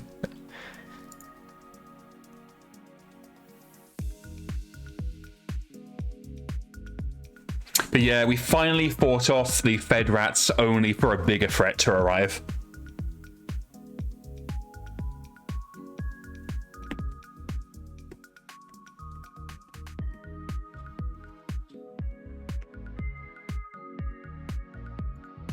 The funny thing is, I think the dates are slightly wonky in MekHQ because we're getting first contact with the clans before the Killhounds.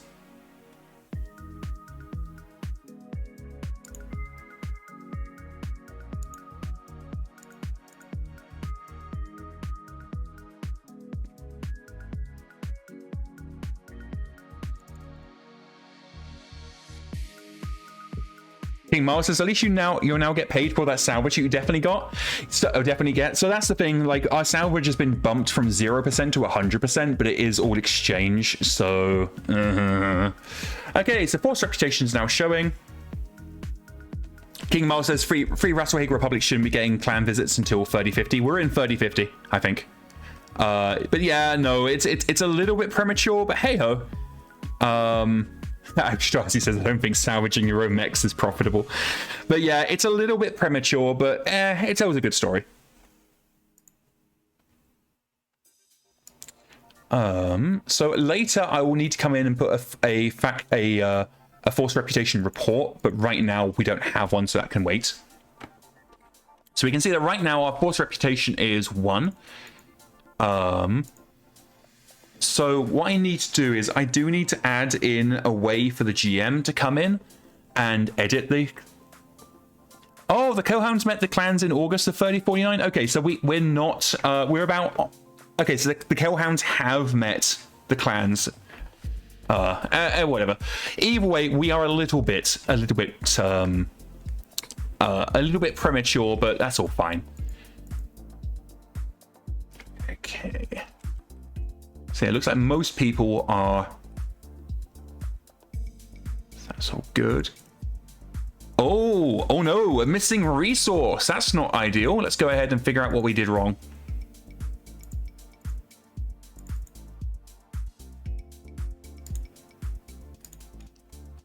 Command Center UI. I'm in September 3049. Okay, yeah, no, I'm definitely a little bit premature then. But it's okay, they have pills for that nowadays. So let's have a look at our logs, and we're going back into IntelliJ, and we're going to have a look and see what the issue is.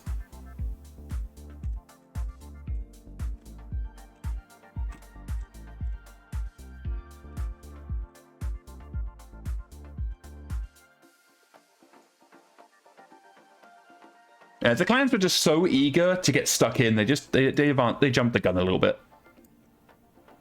All right, what do I miss?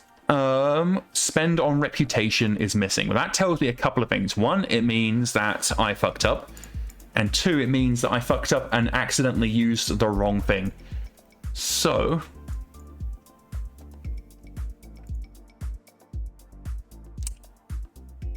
spend on reputation shouldn't be a thing. So the reason why this broke is because I did a copy-paste error.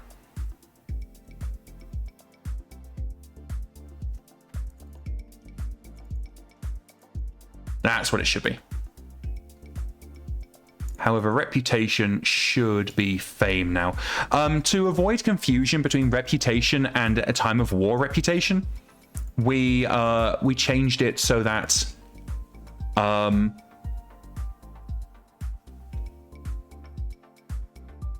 Oh, we actually need to implement connections.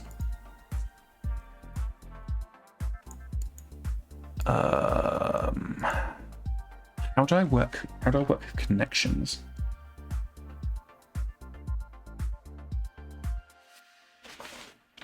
If this character is the campaign commander,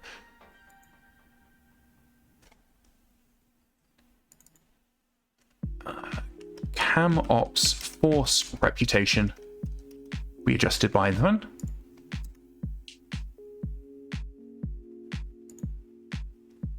Whatever. If using Chaos reputation.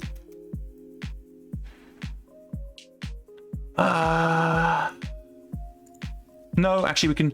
So we're gonna hook this in so that connections works that way. But yeah, this should be that's why that's throwing an error. However, fixed missing resource.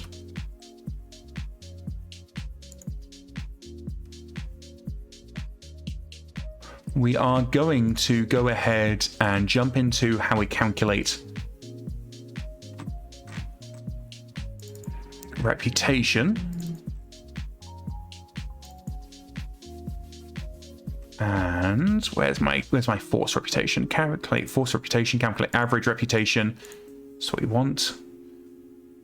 Or do we? We don't.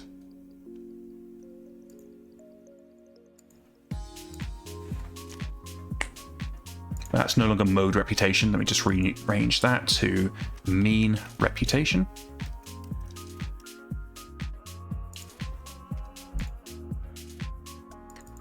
Which apparently I can't spell.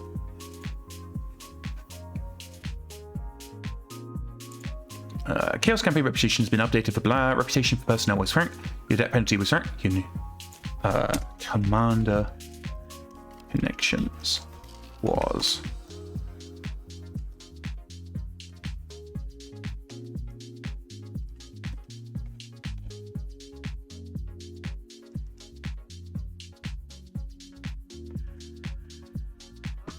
Okay. 0, 1, 2, 3, 4, 5, 6. That's all good.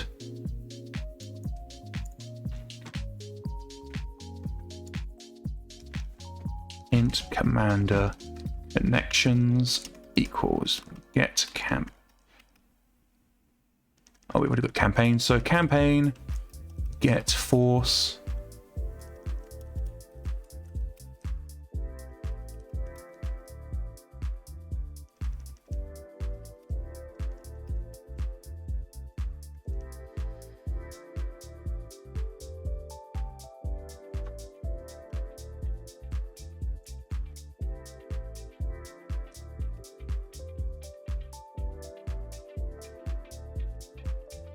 How the fuck do I get the campaign commander now?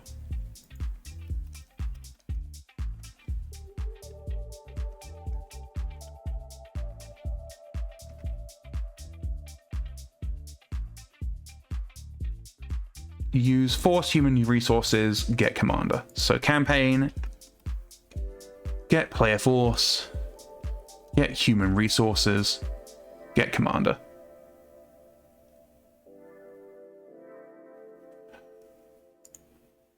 Jesus Christ, this is a mess.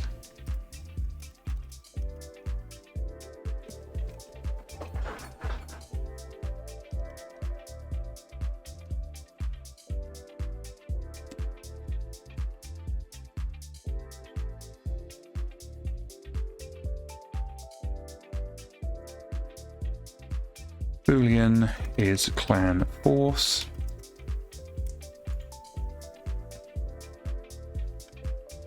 Player force. I've already got player force. Okay, that is easier.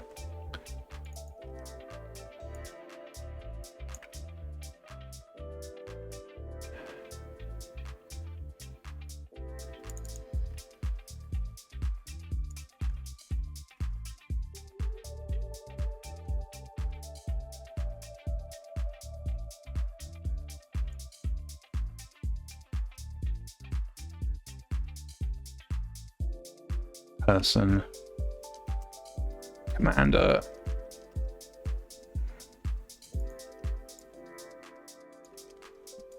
can that return null? It can. So commander equal null 0 else. There we are. Okay, cool.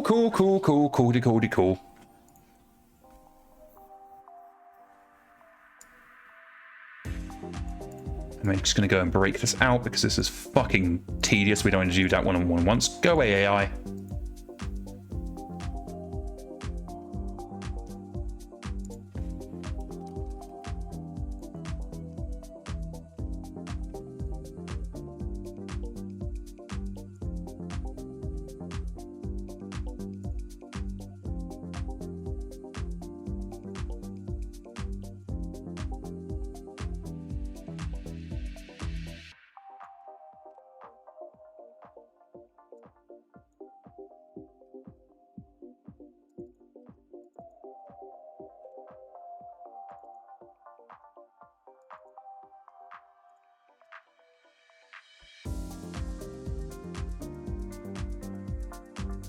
There we go. Okay. But can this is like we're duplicating a lot of this. Can I...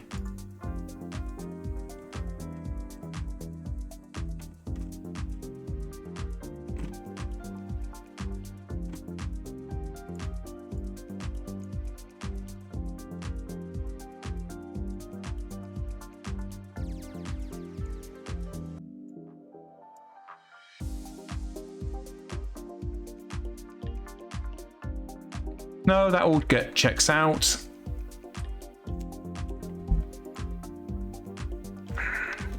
To do have way to fetch commander from this detachment only.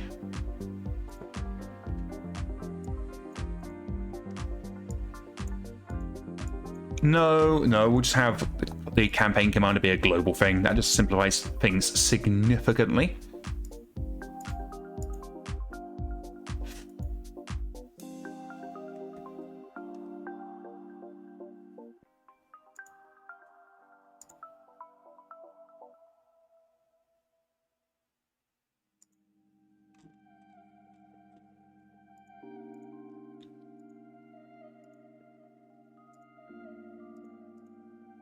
We can, however, simplify this significantly by doing this. Get total reputation.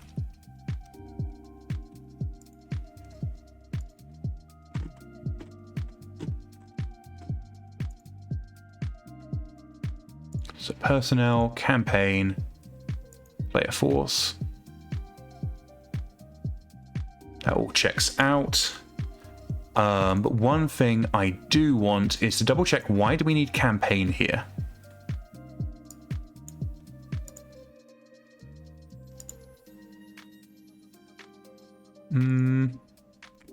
Not seeing campaign here.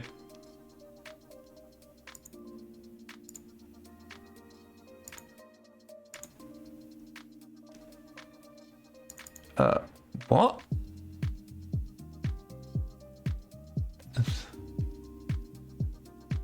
That's wrong. Boolean campaign is not correct at all. And it should be a primitive Boolean. And this should be is use aging effects.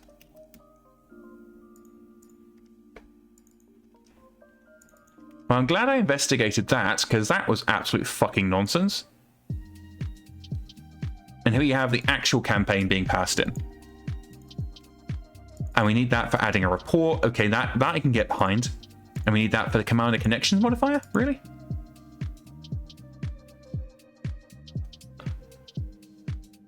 Is clan force. We can pass that in as a Boolean easily. Boolean is clan force.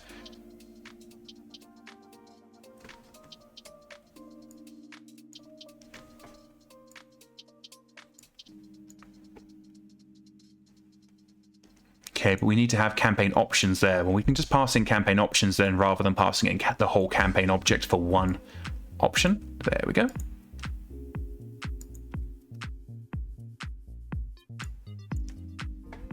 So we just need to go in and fix these. So we get campaign options. And we also need to pass in whether it's a clan force. Check up here. Is clan force equals player force is clan.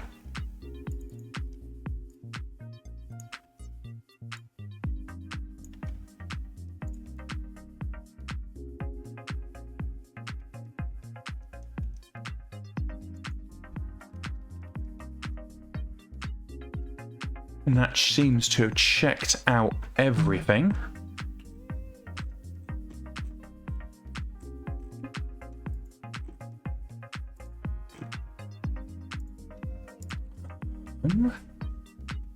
Yeah. All right, so campaign connections now has a value.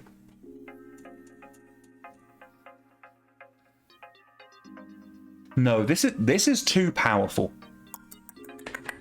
This is too powerful. What we will do is we're going to roll this back. We are going to adjust how we calculate average reputation. So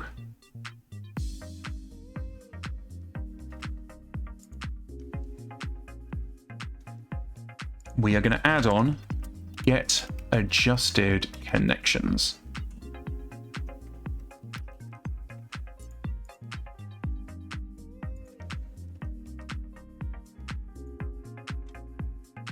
And then we come into GUI properties and we'll change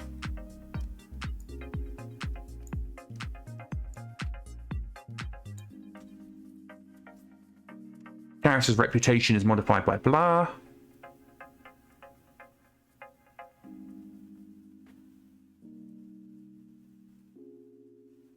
There we go. Okay, so connections now just adjusts everybody your reputation. If okay, let's just do this a better way.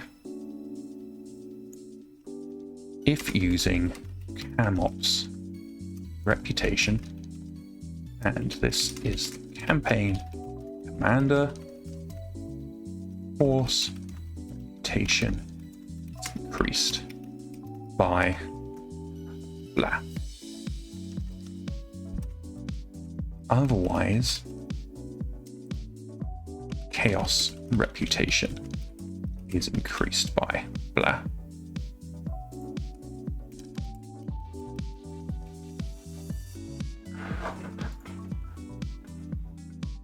Cool. So that actually means there's now a benefit to having connections on people who aren't just a campaign commander, which I think is a really good thing. However, I want to go back into here because I know as we're passing campaign around, I want to make sure we're not passing campaign around unnecessarily. I also want to go in and adjust some of these, how we're calculating average. I feel like we can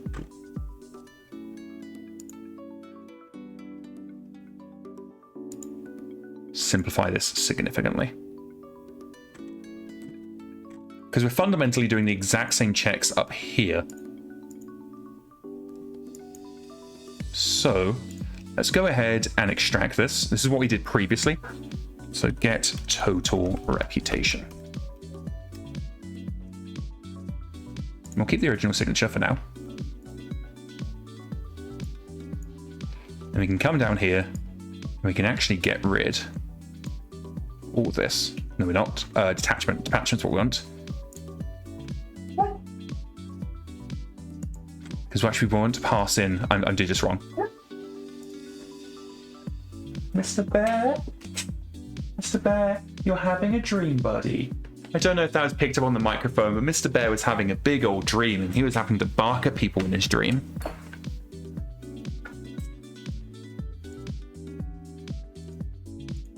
Don't know who he was telling off, but he was very unhappy. Get total reputation. Okay, we'll accept the signature change this time to see what happens. Okay, campaign, because we need campaign options. We also need to add a report, so that's okay. Personnel is being added in, and player force.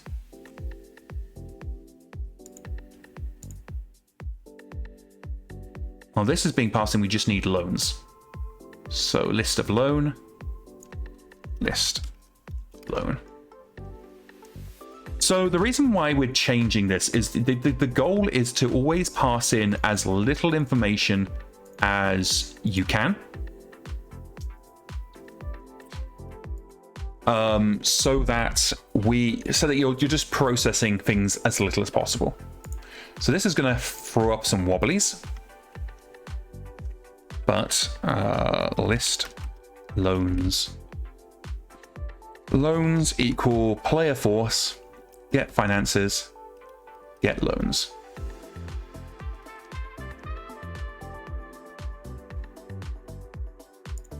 Oh, that should be loan, not loans.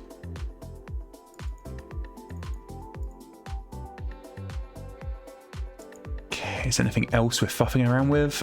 Doesn't look like it. Here we're passing in user age effects is clan. That's all good. So player force is being used in multiple places. Personnel is we're just passing in the basic. Campaign we have to have campaign passed in for reporting. That's all good and dandy.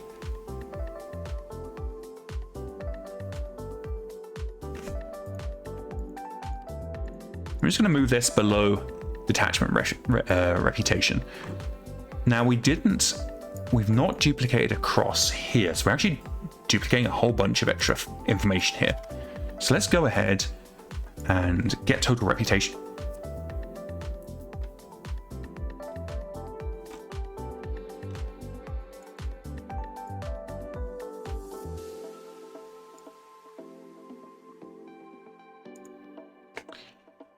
So campaign is good, personnel is good, and player force is good.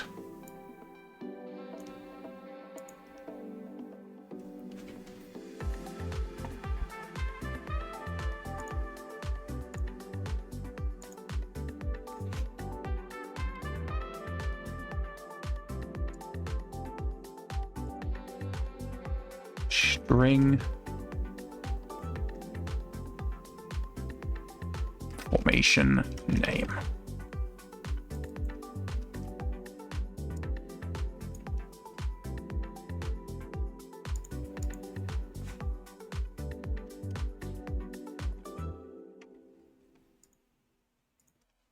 String formation name equals player force get name. And then we need to add a to-do here. To-do replace with detachment name once possible. So Psychomonkey's already told me, because Psychomonkey's behind the detachment system and the ability splitting the player force. So Psychomonkey's already told me they're going to be adding in the ability to handle formation names, so that can get added in there. However, up here,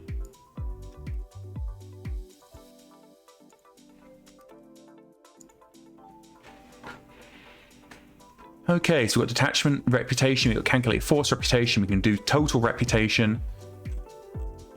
I'm not throwing any errors, we're going to calculate average. This is private, that's good. Get debt modifiers, all good. Update personnel for success, update personnel for contract break, for acts of piracy. Alrighty then, okay. So that means the last thing we need to do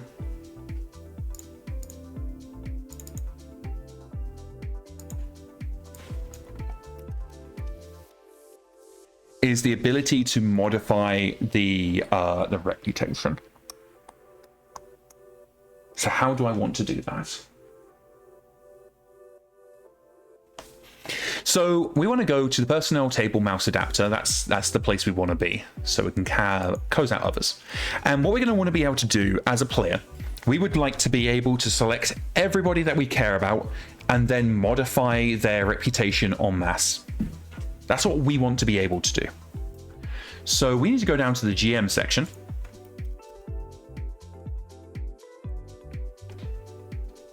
And we can come into edit person. It's not what we want there.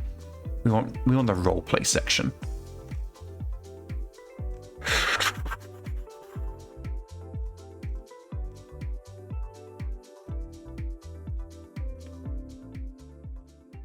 That's medical. Family. Personality and roleplay. Here's where we want to be.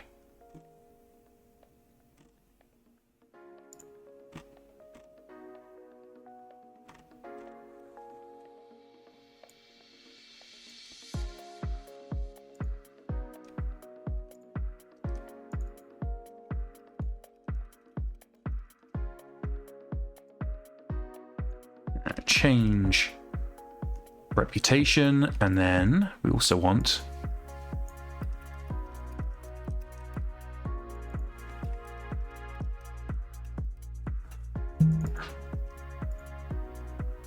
because we're tracking an individual's criminal record and their reputation separately, so we need to have we need to be able to track those together.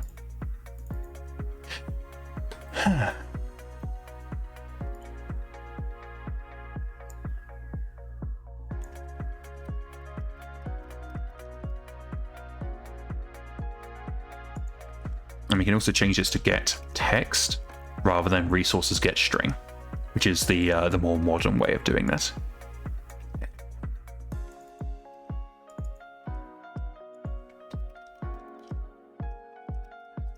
And what I need to make sure is that we're not restricting this to one person. Okay, we are right now, so that actually needs to be... We need to break this out of one person. Oh, we already have. This isn't restricted by one person. Good, good, good. Alrighty then.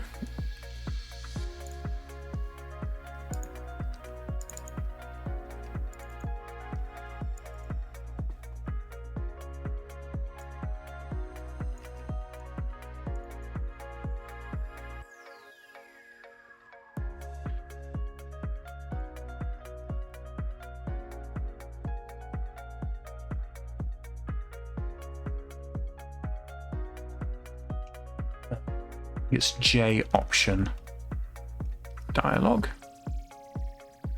Actually, I'm going to be right back. I won't be more than a couple of moments. And I am back. Sorry that break was a little bit longer than normal. I was taking the opportunity to catch up on some messages and just chill before diving back into MekHQ. Or IntelliJ, as the case may be. So one of the things I did while I was just checking messages, because I had a bunch of messages from my immigration lawyer telling me about immigration things. But I also found out what the actual name of the dialogue type I was looking for, and it's pop-up value choice dialogue. So we're going to go ahead and quickly do that. So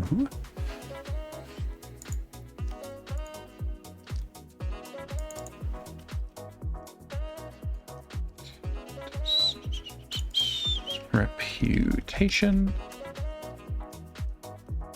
We're also going to need one for criminal record.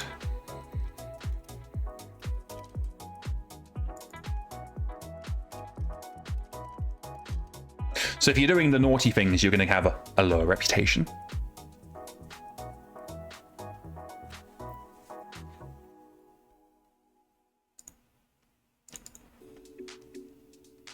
Oh, apparently we already have reputation defined. I see. Well, in that case, where do we have it defined?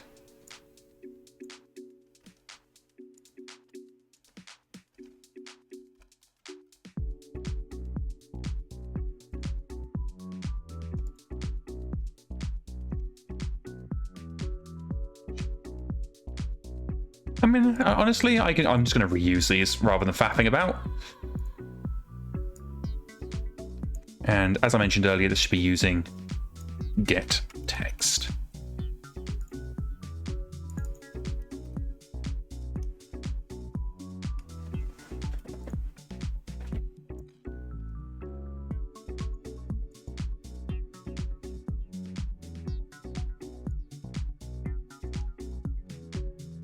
Damn it, so I have to do a minimum. Really? All right, integer. Min value. Do I need to, can I do a max as well? Integer. Max value. Oh, hey, it will let me do that. Okay, cool, cool, cool. There we go. That gives us our min and our max.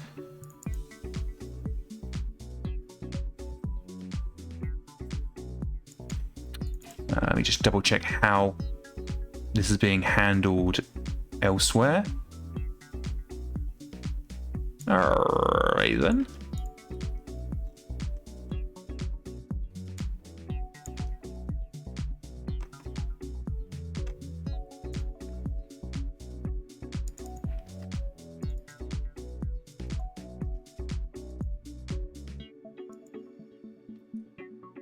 Choice -1 equals cancellation.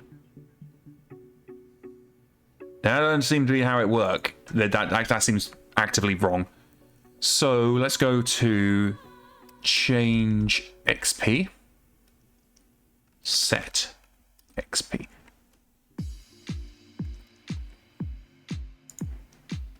I'm just going to see how set XP works. So set XP has a minimum of 0.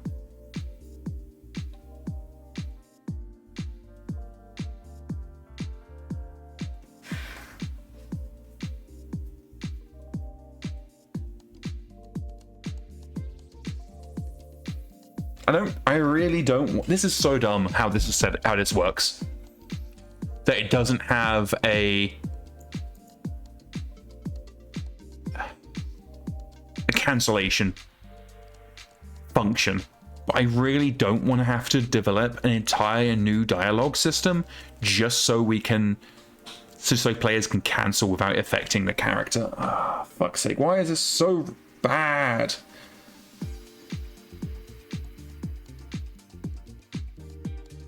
Because fucking hell.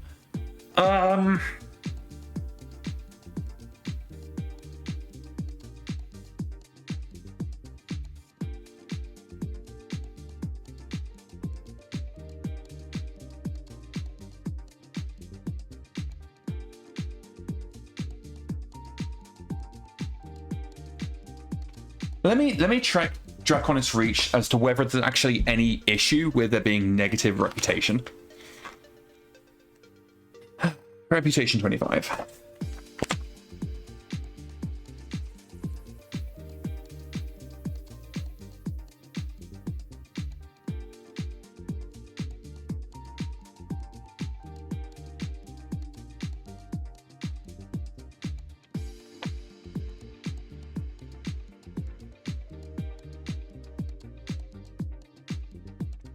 There doesn't seem to be any penalty for having a negative reputation, other than it just being harder to get a positive reputation.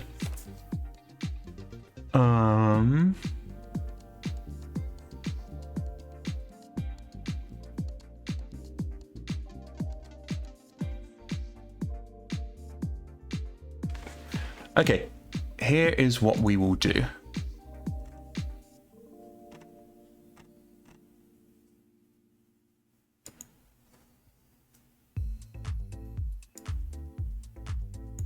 Because we can't do person direct, we'll just go with 0, and we'll say that 0 equals cancellation.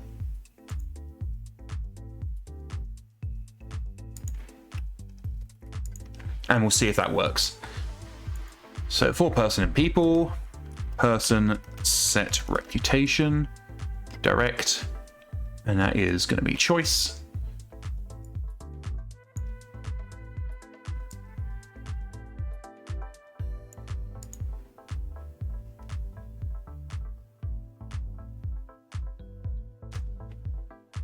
This isn't gonna, like, why are we firing a person change event and then a person updated event, which also fires a person change event? That's we don't need to do that. All right, okay, that's that one done, and we also need to change criminal record.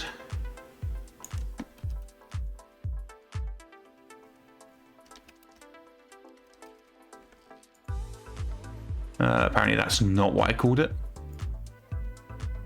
Oh, I didn't call it anything, that's why.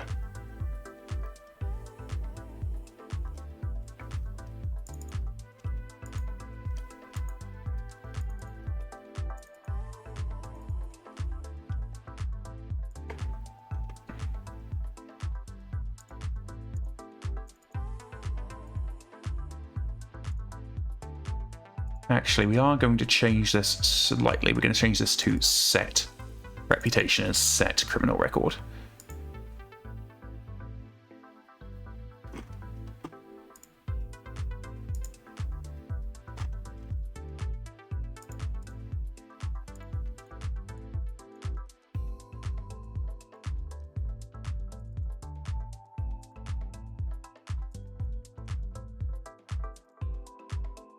Because set is a bit more accurate to what we're doing here. We're not, while we are changing it, but it's more that we're setting it.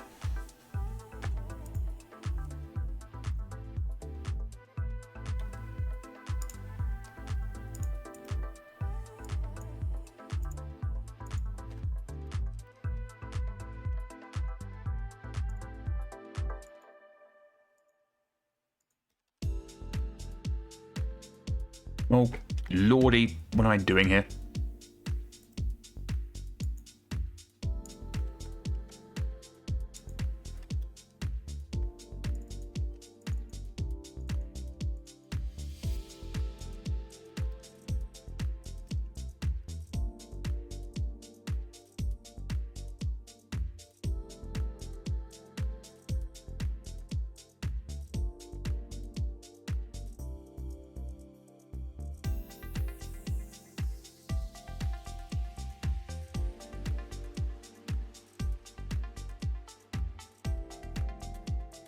Okay, let's boot this up and see if it breaks. So we're going to slip ourselves over to MekHQ, and we're going to see if we can faff around with people's reputation a bit.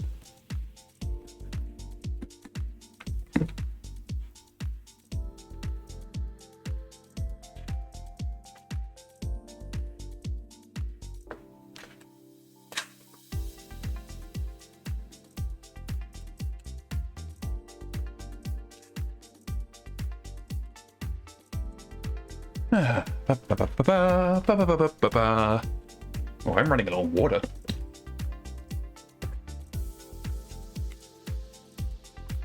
Oh, something I forgot to mention earlier is I managed to pick up my copy of BattleTech Ace's Scouring Sands on Sunday.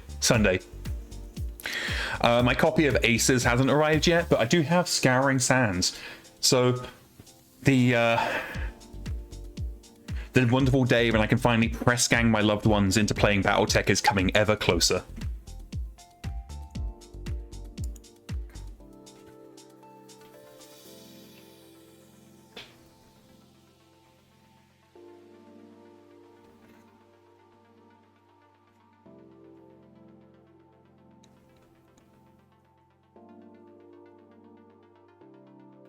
Eric Stricey says they're sad that Scouring Sands had no sandworms. Fair.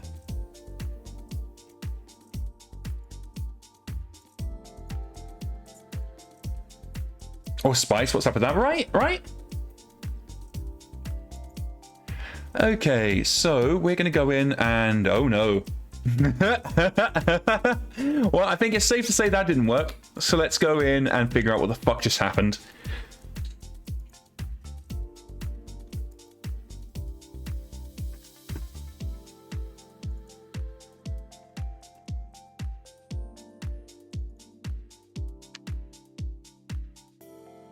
D cannot equal string. Fuck's sake. Okay, I see where the issue be, and I go and fix it now.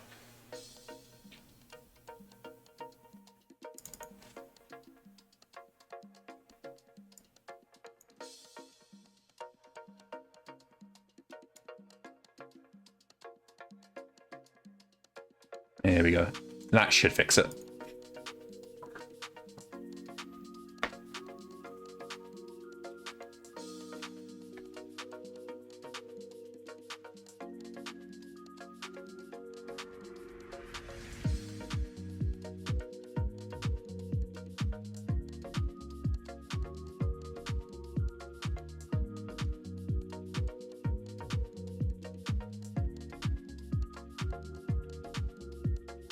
So the issue is I'd use a placeholder percentile D instead of percentile S. Oh, excuse me. So we're just waiting for MekHQ to boot back up. There we are. Okay, let's go back to our quick start player campaign. Ostensibly, the quick start campaign was created to give new players an easier entry point into MekHQ, but the other reason was so that I had an easier way of immediately jumping into a campaign without having to manually create a new campaign every time, which, let me tell you, was a pain in the ass. There we go.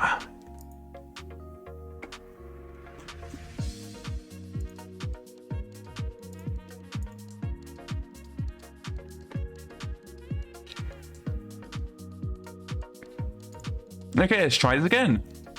Oh, for fuck's sake, missing format argument? Oh, bugger off. Bugger off. Shoo, shoo, shoo, shoo, shoo. All right, what's the error this bloody time?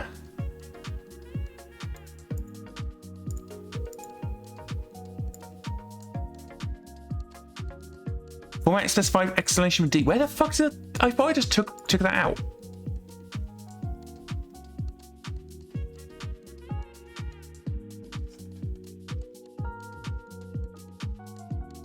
Oh my god, here we go. That's where I missed it. Okay, let's try that. Third time's the charm.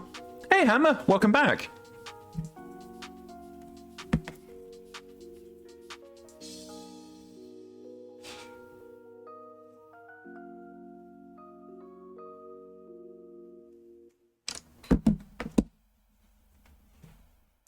Hammer says, yeah, I have a personalized campaign setting that I use that has gone through many, many versions, getting substantially harder as I learn the game better.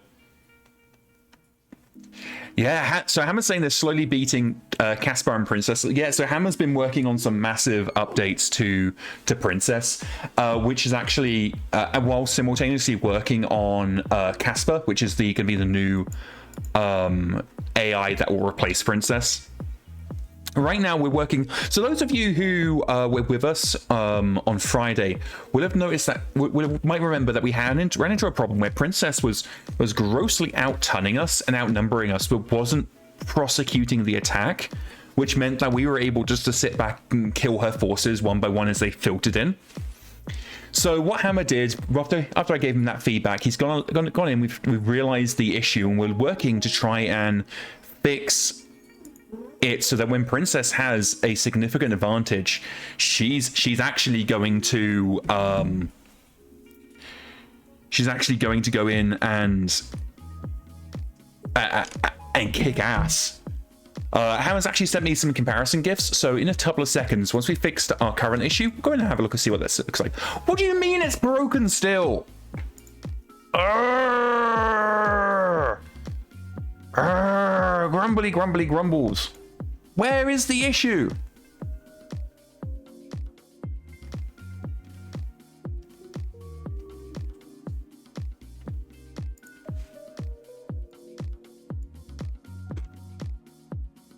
What do you mean format specialized exclamation S? That's correct.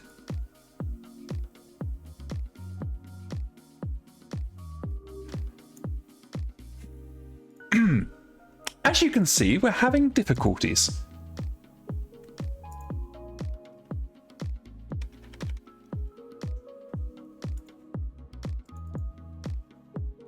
Oh, I should probably go back to IntelliJ. There you go, guys. Okay, so.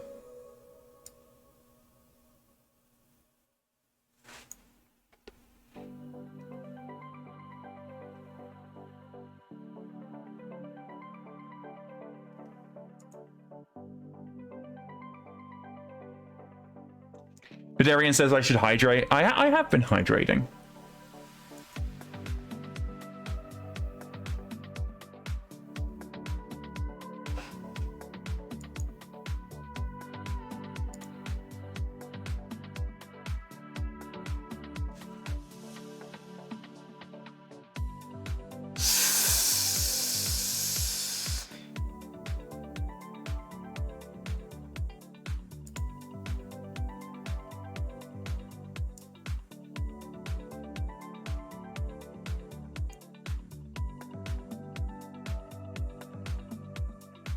With the correct substances. Yeah, no, I've got a bottle of water next to me.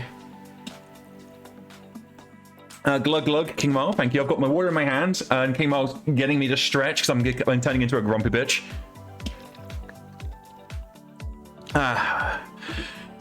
Why aren't you working? Oh, you know what we're going to do? We're just going to go and do this instead. Get formatted text. And we're gonna, this is one of the reasons why the old system of get string is just crap. So we are going to do this.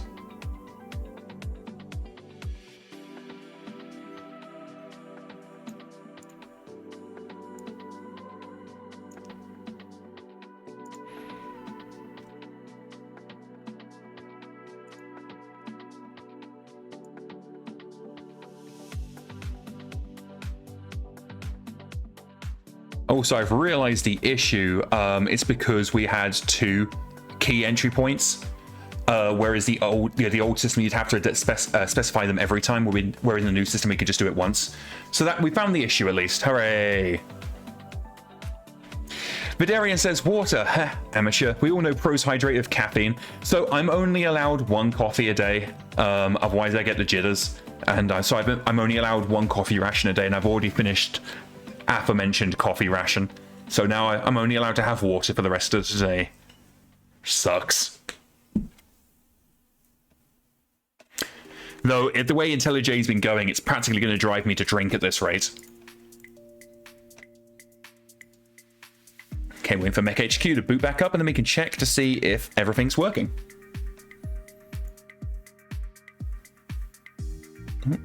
Come on, MekHQ, you can do it. There we go. Okay, let's jump back in.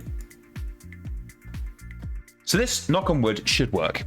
The question we're now going to need to answer is whether setting it to 0 is a correct failsafe.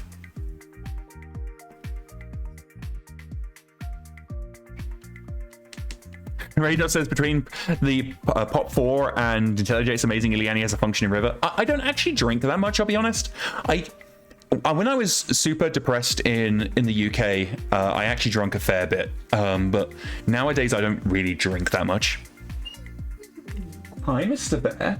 Mr. Bear has thoughts. He would like to share them. Okay, so right click. Hooray! Let's go down to roleplay.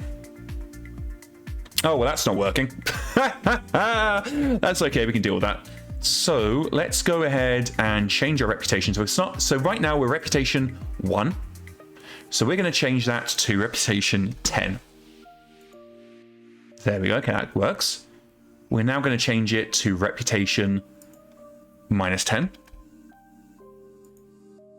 All right, there we go. There we go. Okay, then we want reputation. So we're going to change it to reputation 0. So this should be the cancel.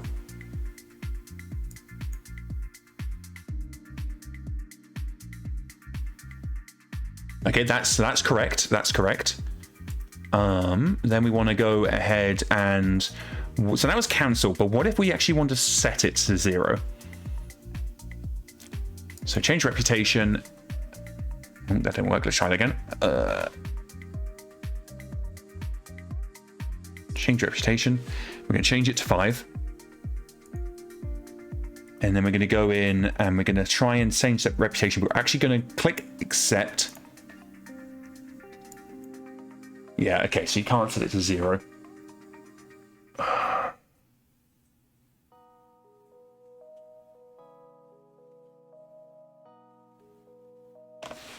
There has to be a better way to do this. Surely there is a...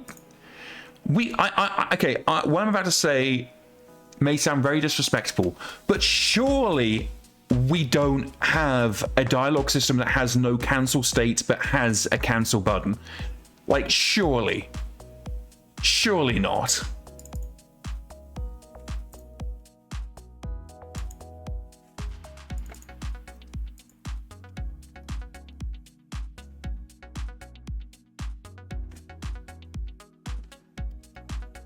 We do. This dialogue system straight up includes a cancel option, but doesn't have a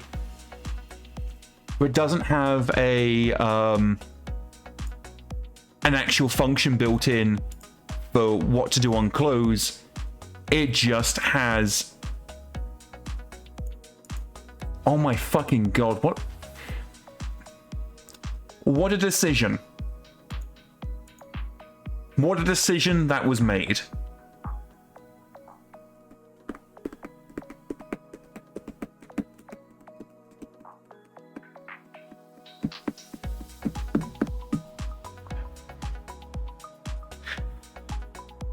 Okay, how do we fix this? Because this, so okay, let me. I'm going to step back and explain to you why I'm not impressed.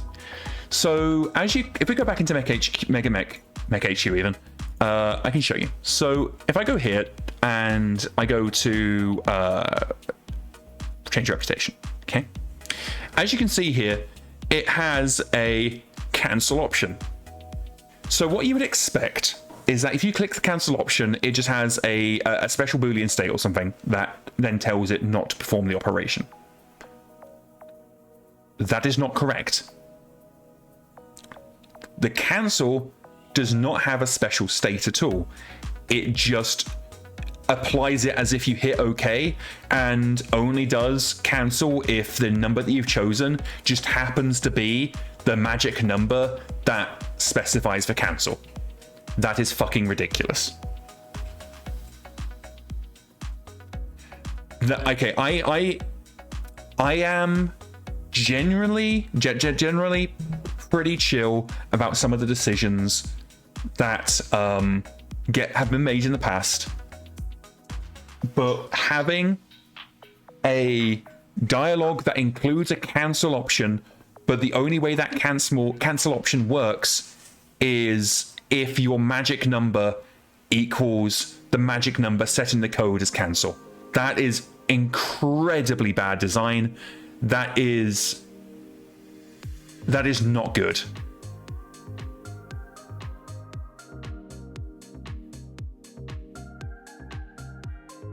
Alex Rice says, speaking of funky dialogues, have I introduced you to my Lord and Savior modal dialogues not there to protect data or of the devil? Yeah.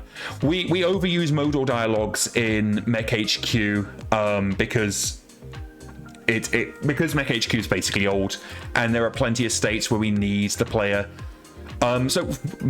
to be forced to interact with a dialogue. If we had like a modern operating system, a modern game engine, we'd have plenty of options. But when we're stuck just using stock Java, we're forced to use modal. We could probably put in a custom system to do the same as modal without just freezing the program. But we do not actually have many options in MekHQ. But yeah, okay. So back to this though. This is not great. What do I want to do here? What do I want to do? How do I fix this? I have a couple options. I can go in and just rewrite the dialogue class so that it doesn't suck. I can convert it over to use the immersive dialogue system, which doesn't suck. The problem with that is immersive dialogue's very, very heavy. And I specifically chose this dialogue type that we're looking at because I wanted a lightweight option. What to do. And if I rewrite the class, I'm then going to have to go in and rework all of the other dialogues that use it. Okay, so that's our next step. Let's have a look. How much is this interestingly written dialogue used? 42 times. 42 times. That's not too bad.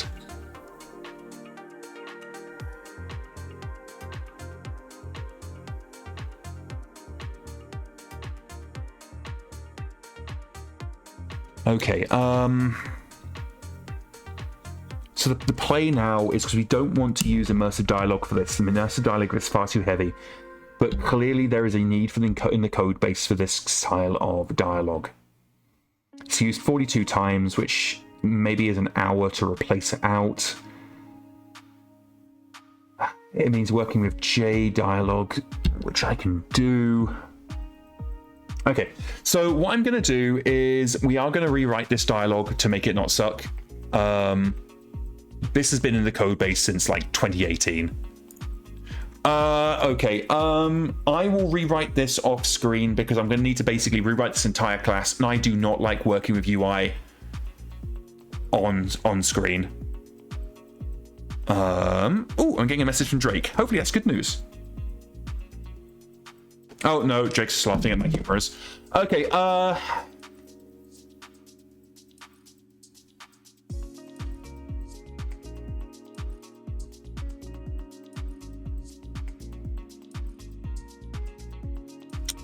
yeah, okay, I should be able to knock this out in an hour, but including the replacements, this isn't too bad. And essentially what we would do is we'd create a special value that triggers if the player collects the cancel dialog. Can I do that here? Oh, okay. Cancel action and performed. Ah, okay, right. I can do this. I can do this. Okay, so what we would do, we don't want to set, because we are creating a concrete class, we can actually do this very, very quickly. Private Boolean was cancelled. Does cancel have one E? Well, I know, yeah, okay, so it does have two L's. All right, so we have private Boolean was cancelled. I suspect cancel does in fact only have one L. We'll figure that out later. When it comes down to cancel option, and this is actually going to mean I don't need to write the entire dialogue again, which is nice. It doesn't matter what we set this to, so we're not going to bother with setting the value, but we are going to go ahead and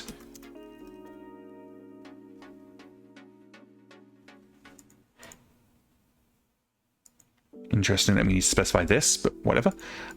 We are also going to go ahead and dispose instead of just setting it to visible equals false, because if you set it to just visible equal false, it is still it is still in memory, and this actually creates a memory leak.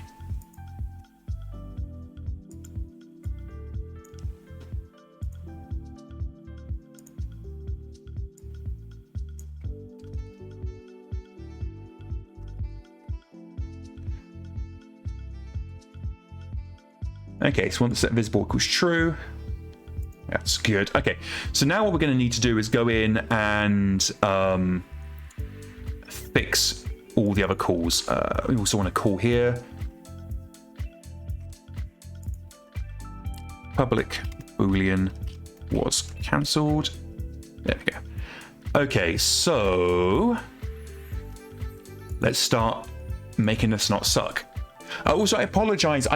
It's very, very rare that I will berate designs from the past, especially publicly. But this is just an incredibly bad way to do this. This is an illustration of why magic numbers are incredibly wrong, and you should never ever use magic numbers if you can avoid it.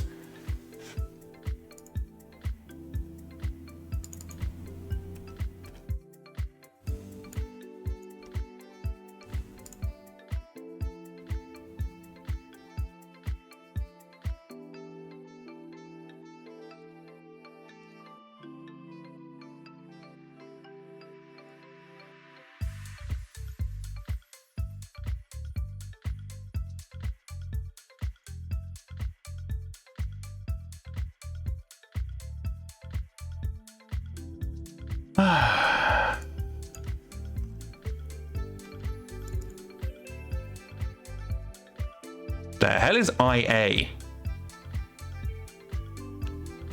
This is just like a checklist of all the things that piss me off.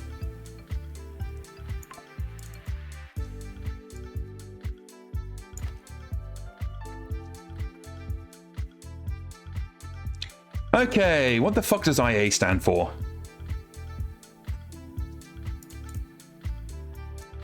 Well, it stands for experience now. And we can actually change that to XP, change everything else what XP stands for.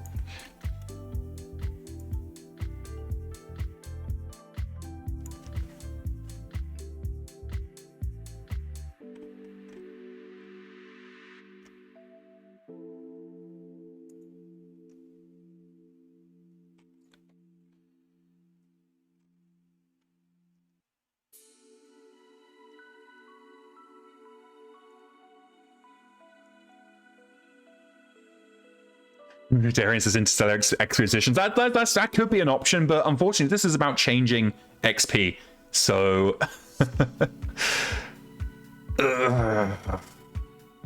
okay, so interesting. Set XP would actually not allow you to set it below the minimum, despite the minimum. Oh, what a fucking pile of crap.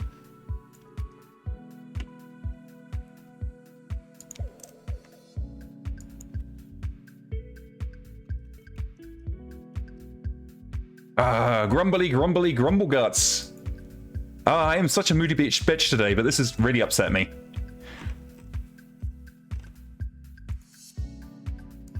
We were doing fun stuff, and now we got to do fucking homework.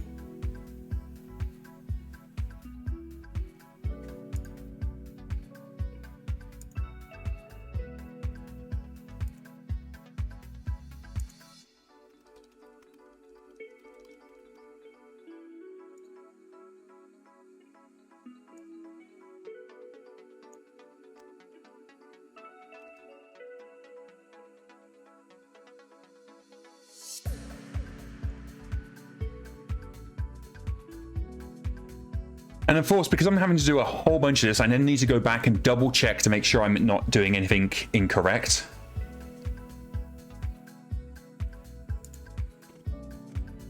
What is this even doing?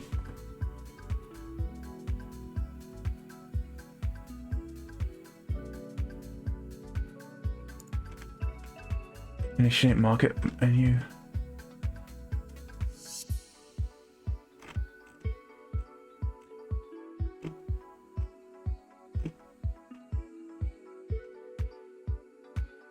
Menu market add.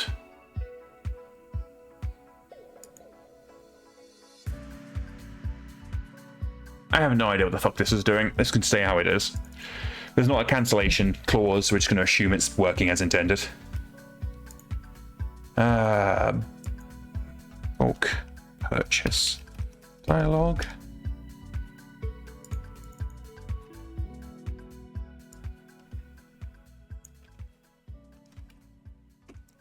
Essentially, what they created here was a dialogue that could never equal, the player could never enter -1.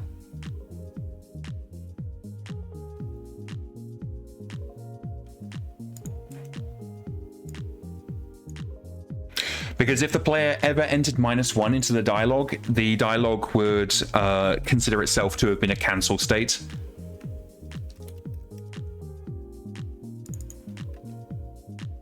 And then refuse the action. And this is just straight up unnecessary.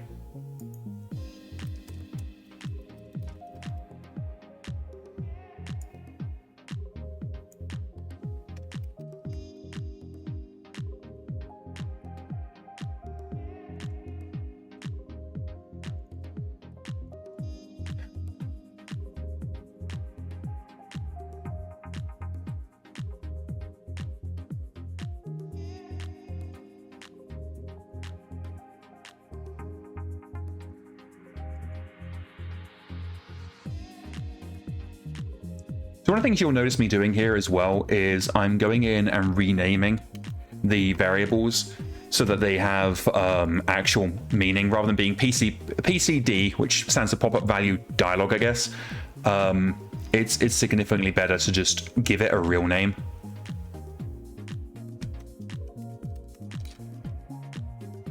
So that you can instantly see what exactly it is you're working with. Apparently, I turn into such a grumpy bitch when I don't have that particular injection.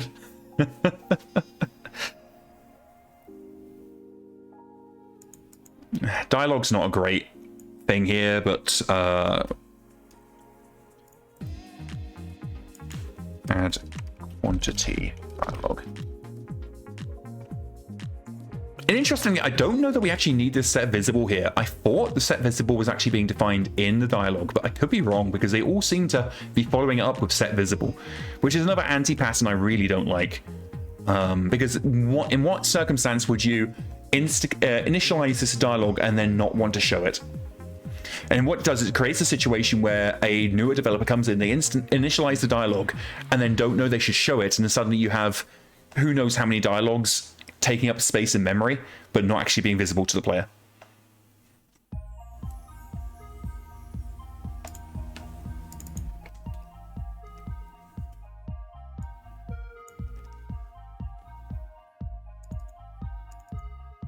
Rita says we love memory leaks. Yeah, they're great.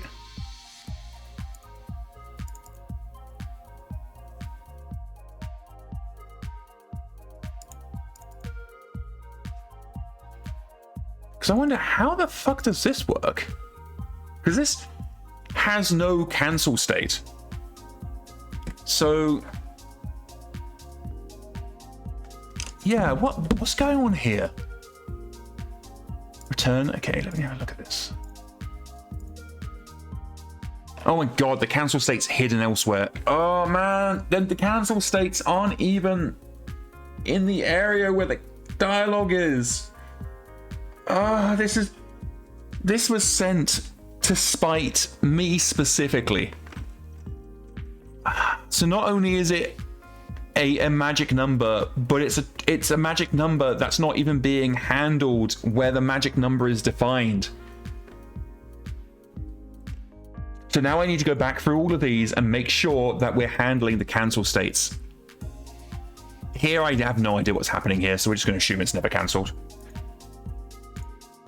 No, return dialogue, get value.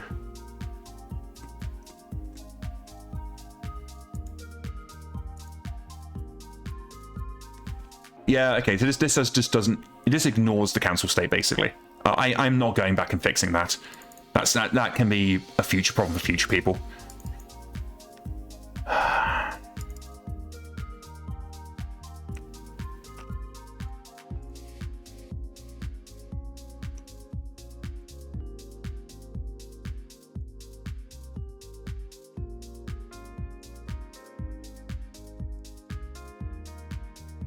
Okay, so now this returns the dialogue, which we now need to trace back to these two places so that we can add in the was cancelled.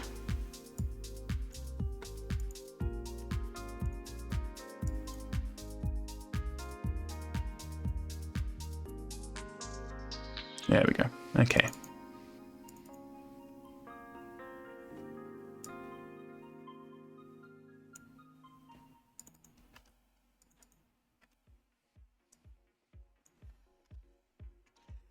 Sometimes you'll see MegaMek devs say that we're no longer accepting hacks or things that aren't written well, but they work, so it is fine. This is an example of why. Because what this is a hack that was done to a stock Java element that was only intended to be used when setting XP, because you would never ever want to have a negative XP value. So you'd set XP and you're not going to want to have negative 5 XP. You might want to reduce XP by 5, but you're never going to want to end negative 5. So going in and saying, hey, if it's, I don't know, -1, then it's been cancelled. It makes sense in that framework. But what's then happened is, where's this choice of reputation? Okay. What's then happened is Hammer said he times refers to term workaround. Whatever. Set reputation.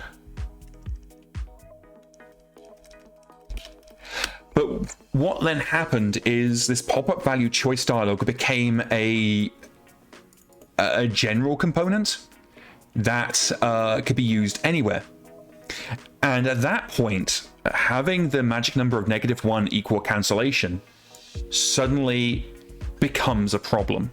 What was originally a hack or workaround, whatever you want to call it, that makes perfect sense within the frame in which it was determined, suddenly becomes a massive problem, which would never have been a problem if the hack hadn't been put in place.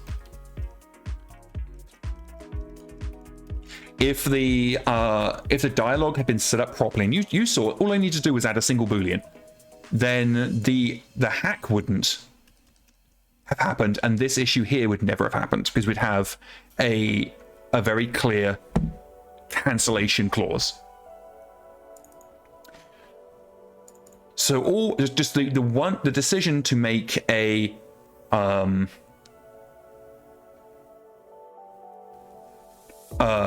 very small decision to make a small workaround that makes sense in the moment, but wasn't really the best way to do it. But hey, it works, so it's okay. That single choice is now having cascading consequences. So we needed to go back and check that this is all working as it should now, just because it previously we didn't realize that in some cases the magic value was being handled elsewhere. XP can never equal minus here. Okay, so this is interesting. This actually doesn't let you remove XP. Do we have a separate remove XP? We don't. Okay. So then we're going to change this to integer min value, and we'll set a max of integer max value. And we're going to go in and have this as a 0 by default, and that will be good.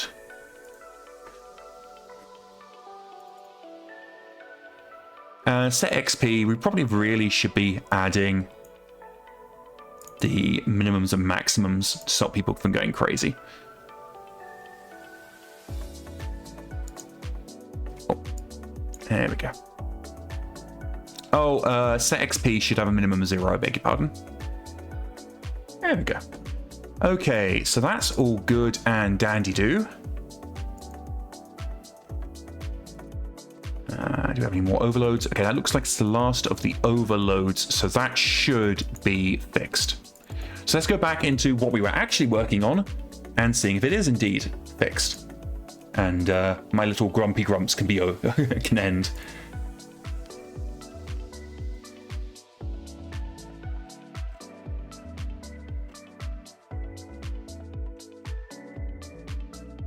Okay, that looks all good.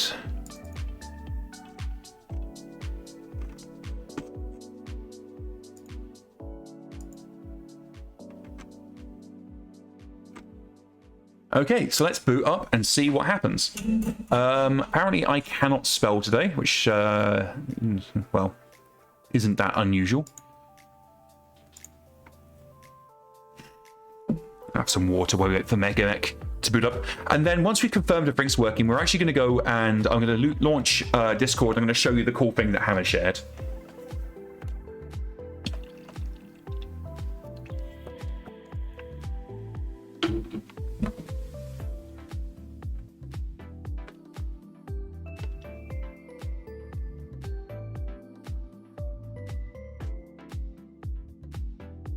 Okay, we've got a bit less than an hour left on streams today, but I feel like we've done a good chunk. The Monday streams are always a little bit less productive just because we have the hour or so catch up at the beginning. But I think now effectively what we've done is we've finished Chaos Campaign Reputation, more or less.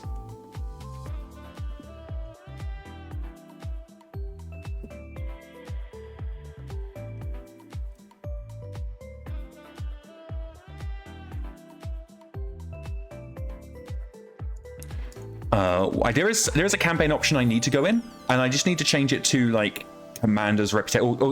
I need to figure out a way of having the Chaos Campaign Reputation, but it only is extracted at the campaign level. There's a few other options that I can add in, but basically this is now finished, which is nice.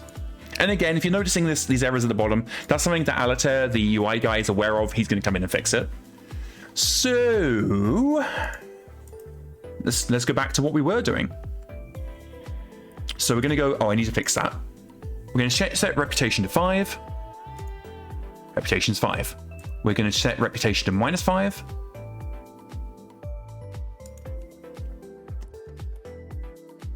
Reputation is now -5. We are going to set reputation to 10, but then we're going to cancel. Reputation did not change. We are going to set reputation to 10, and then we're going to hit X to close window. Interesting. It changed it to 0. Let's just go in and do that again. So change reputation, change it to 10. And then hit cancel. Okay, interesting, interesting. This is very unusual. So we're going to go ahead and change to 10. All right, so we're at 10. We'll then go in and change to reputation. We're going to change to 36. So you've got a very different, very distinct change. We hit close. Okay, so that's not working quite right. I suspect I know the reason. But that's fine. We can come in and fix that later. So we're going to set our reputation to 10 again. I mean, no cancellation works. But now we're going to go in and check the criminal record. So first up, we're going to do a criminal record of -5. Now this is a bug that I know is going to apply, but this bug should not. Okay. So yeah, it's showing us like having a criminal record of -5. Interesting. Oh no, that is correct. That is correct. Okay, so the criminal record's -5. What the bug is that I'm going to be able to do this. We're going to set criminal record to 10. There we go. Okay, so the bug is that we're allowed to put a positive criminal record. So that's not quite right. All right, so we've got our 2 bugs. Why we are here? While we're here, we're going to go ahead and change from just Mech Warriors. We can see all personnel. Shazam. And we're going to go in and we are going to whack everybody with 10 reputation.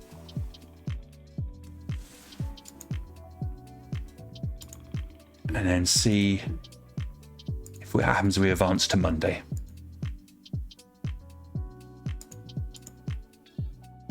Interesting, that's still only showing 1. And these guys clearly have a lot more than 1. What happens if I load? I suspect I know the cause here.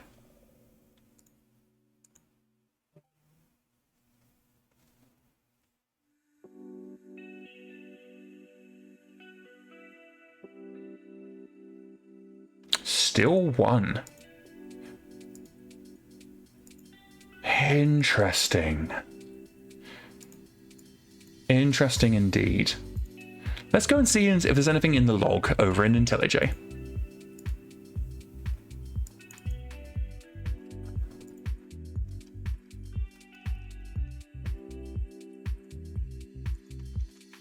Reputation isn't being calculated.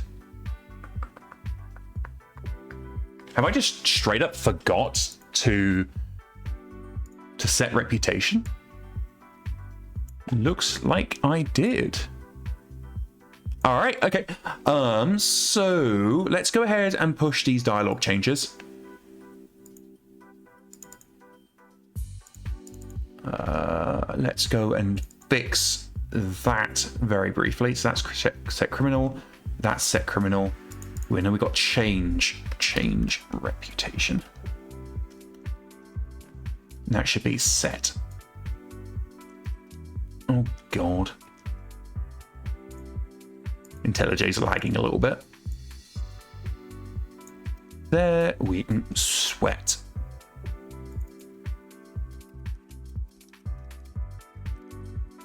Okay, so dialogue changes. We also need to change it so that criminal record can no longer go positive.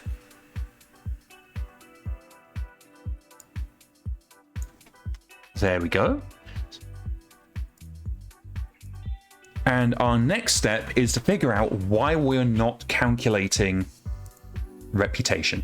And that's going to come down to almost certainly in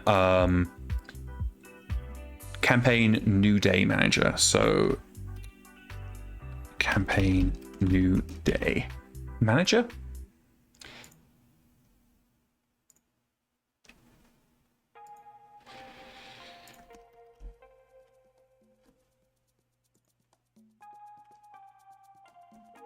Okay, so we're using Chaos Reputation, so we should be process Chaos Campaign Reputation changes, calculate Force Reputation, player force set campaign reputation. Okay, that's correct. So now, why is the reputation not calculating?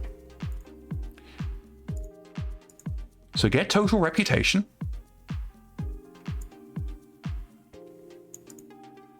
We calculate average reputation, okay.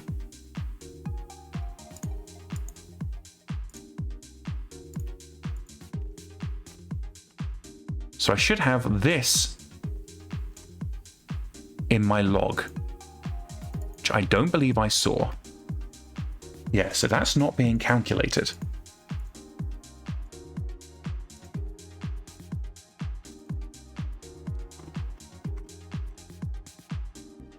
Okay, it's not locked behind a date like that is. So this should be being recalculated daily.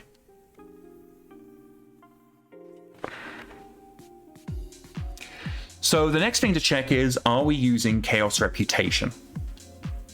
Did I accidentally not enable it?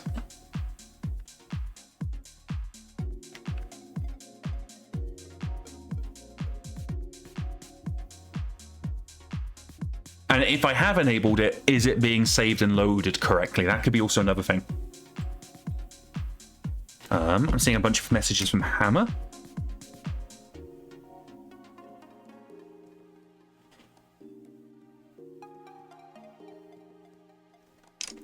Okay, so let's go back in. And we're going to go and hit confirm. And then we're definitely 100% going to turn on Chaos Reputation.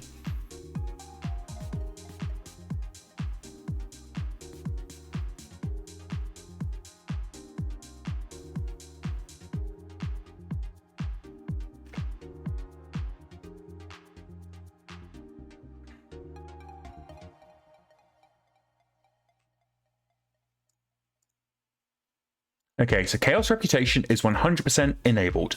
We're now going to go back into campaign operations.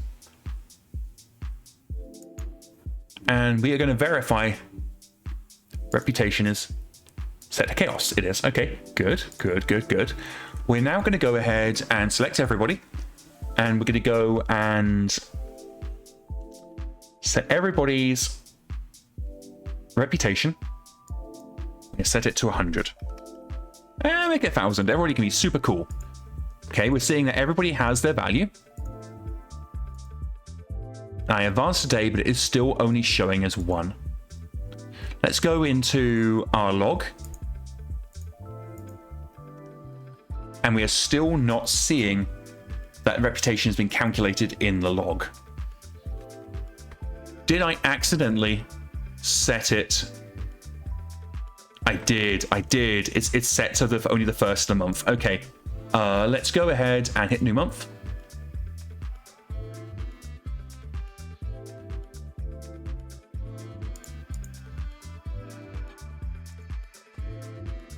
There we go.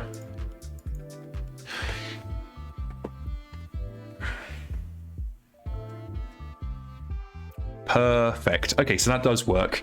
However, having it only running once a month is a choice that I made.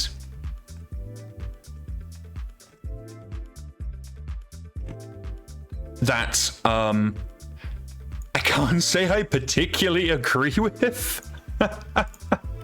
Let's go and change this to Monday. There we go. Okay, so now it's going to run every Monday. That's a bit more reasonable. We only have it run once a week just because it helps reduce the what's the word? Performance hit. Okay, so with that final adjustment, we now have a working Chaos Reputation system. So there was one small bug that I noticed that we are going to go in and fix. And that is in UI.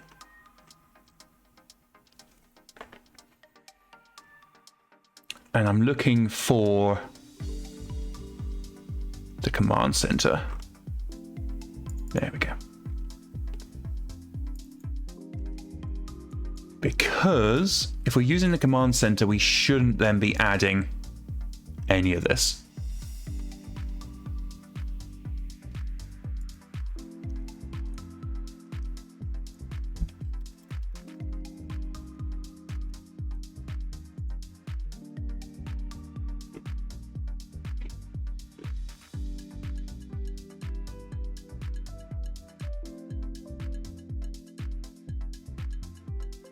I need to pop that down a little bit further down. Now, I don't know if this will work, so we're going to try it. I want to see if we get any NPEs if I do this. So those errors should fade. Oh God, I'm sorry. I'm so sorry. I keep being on the wrong tab today. I do apologize, everybody.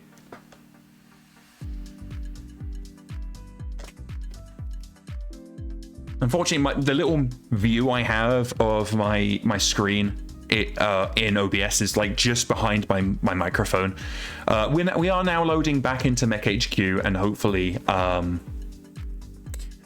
we can end today with Chaos Reputation being basically done, not integrated fully, but done, and then we can go in and do some teasers. Because Hammer's been sending me a bunch of cool new tweaks and adjustments.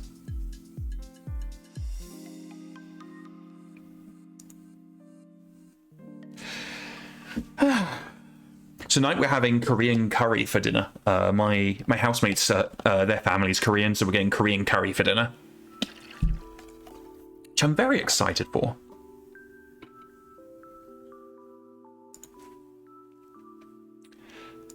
Okay, back in the new player quick start.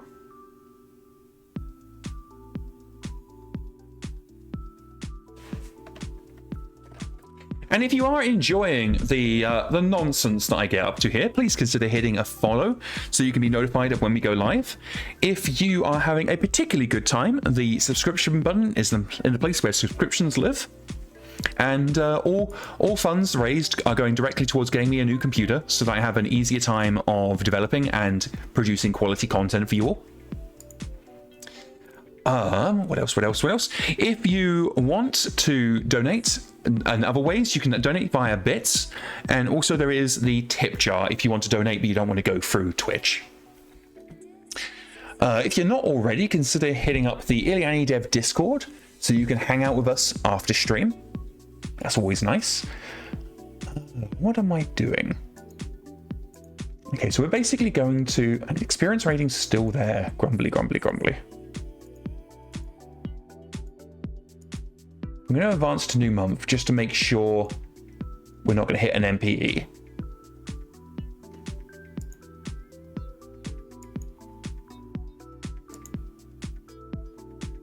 Okay, that looks good. Now what happens if I turn off chaos?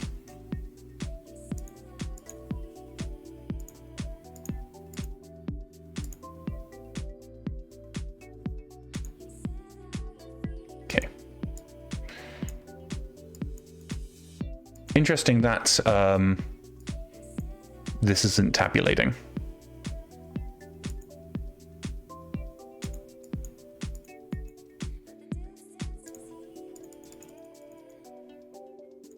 Something isn't right here.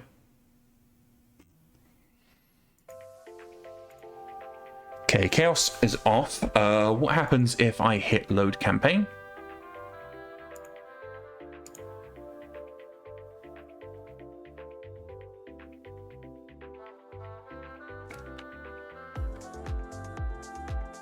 There it is. Okay.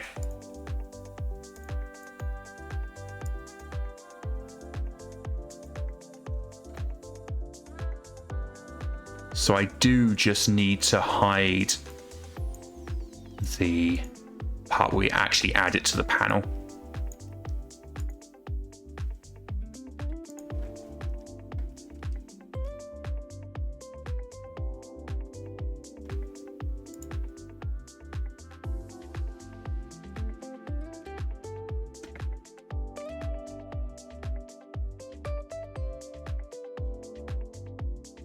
I just set this visibility to off. Set visibility Oh, I can. Okay, that's actually significantly easier. Rather than all of this faffing about, we could just hide it.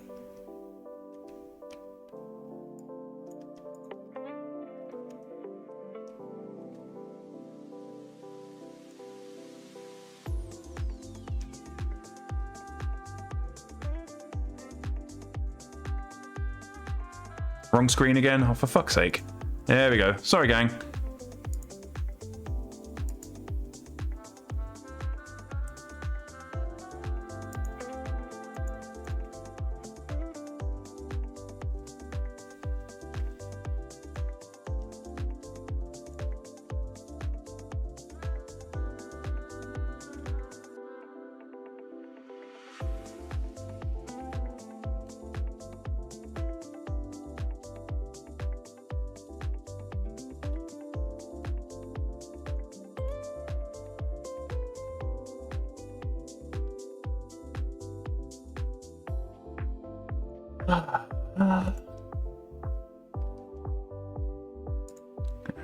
Clickable label, that will be good.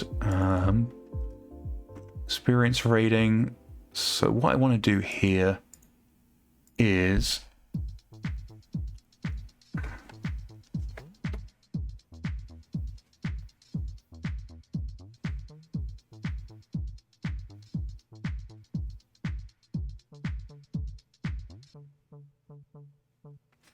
I'm trying to figure out how exactly I want to handle average experience rating. I think I'm going to leave it in system right now, and then what I will do is later I will come in and adjust it. Let's see how that works. So we're going to switch over to MekHQ. It will take a couple of moments to boot. We will get the teasers before our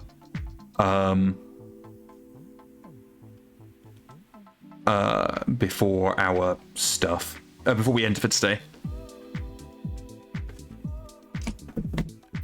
But I'm definitely feeling the weekend's chaos weighing upon me. For anybody who wasn't here at the beginning of the stream, on Sunday I went to a 5-hour BattleTech game and then came back to discover I'd been locked out my apartment and then couldn't get in for another 5 hours. And so I'm a little bit frazzled. That and I missed one of my medical ejections over the weekend. I'll get it later today, but it just left me a little bit frizzly fraz.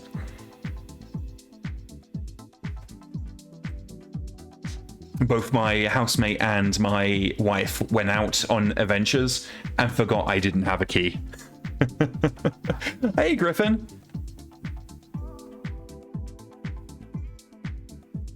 So I didn't actually get into my house until 10 o'clock yesterday, and then I didn't get to eat anything until 11. It was a whole mess. But I had a great game. So there's that.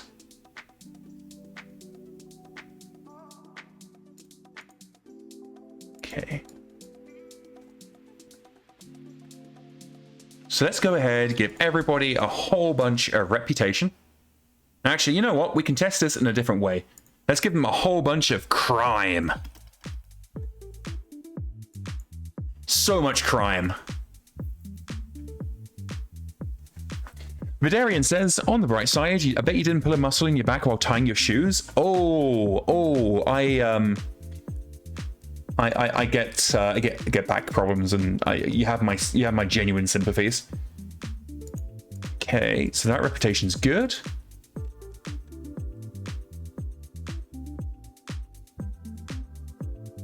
Crime doesn't pay, or does it? In Chaos Campaign, it actually does.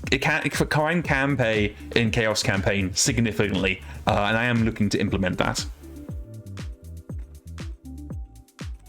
Okay, but this is showing me one area where we actually can adjust, maybe. I don't know.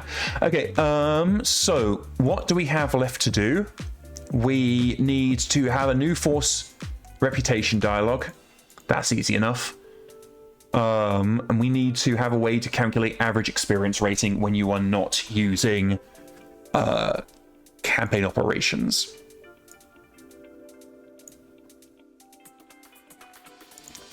Okay, we can do one of those first. Let's go ahead and fixed command center. Let's go back to IntelliJ.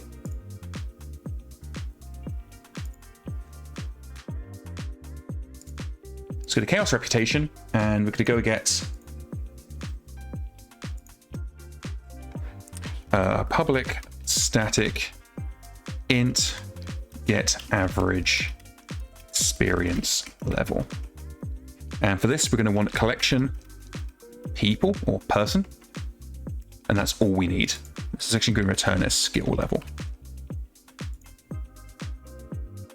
And this is going to be incredibly simple. We're just going to go int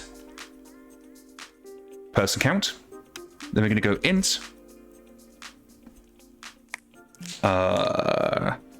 total skill level.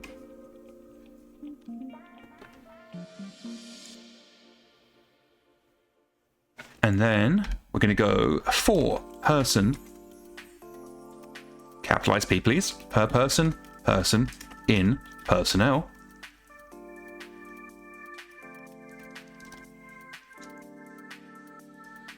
My brain had a momentary fart when I couldn't remember the syntax for Java loops versus C# loops, but I think this is correct for Java. It's currently failing to analyze the code, so we're not going to bother with it too much. For person in person, if person get status is departed unit, then we're going to continue because I don't care about people who've left. If person get is employed and person is active. Then we're going to increase person count by 1. What's wrong, Mr. Bear? That's probably your mum getting home. Mr. Bear's very happy because I think my wife will just walked him through the door. How am I doing up here? What's the syntax? Guess status is active. Okay. So, well, actually, I'm immediately spotting a micro optimization we can do. Status equals person get status personnel status, and then we can pass this value into here and into here.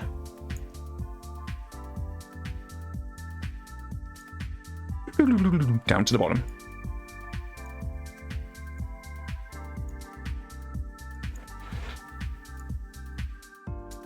Int skill level equals person get skill level.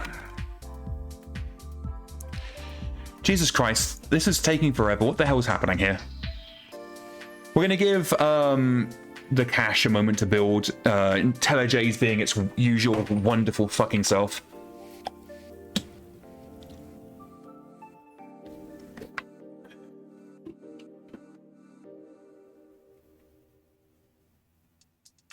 It seems to be having some trouble with campaign new day manager.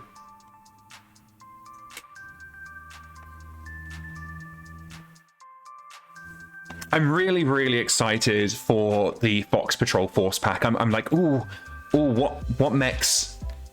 What mechs do they have? I mean, of course they'll have Kage Kitsune, Katie Ferraro's, Hit Fox in there. But I'm like, what other goodies? What other goodies would they be? And like, when in the Fox Patrol storyline will it be? Because if it's at a certain point in the Fox Patrol's life, we could have a butcher bird in plastic. And I don't know about you guys, but that is incredibly exciting.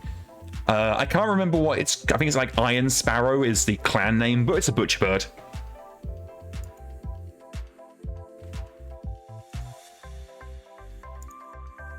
Okay. What do we need for skill level? We need campaign. We need a whole bunch.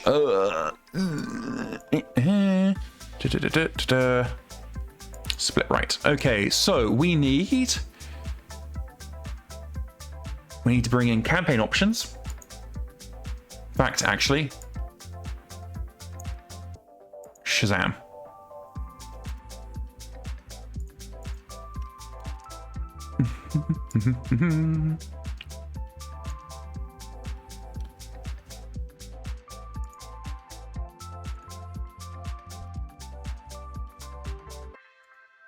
Iron Sparrow Butcher Bird. Yeah, so we're gonna getting the. I'm really hoping we're gonna get a Butcher Bird in plastic.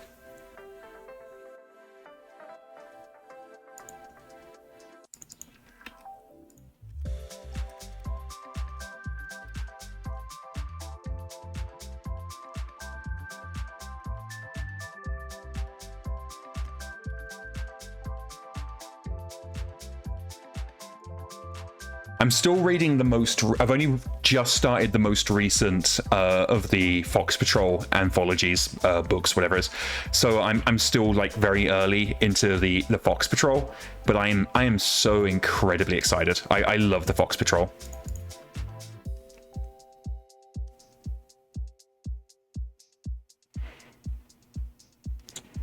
Interesting.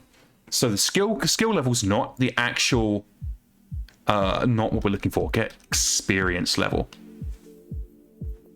So this is going to be campaign,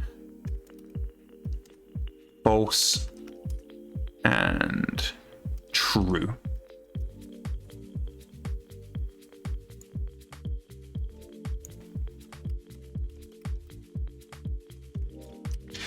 Seeker 10,000 said they should read more BattleTech novels. I highly, and I mean highly, recommend Brian Young's Fox Patrol anthologies.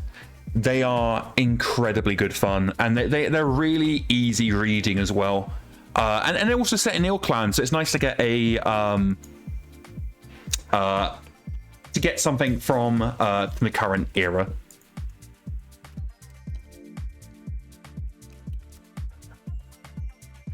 Okay, if person get primary role is civilian.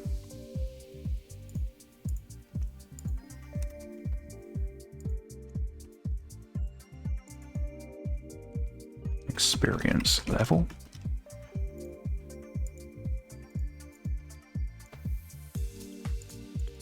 Get secondary.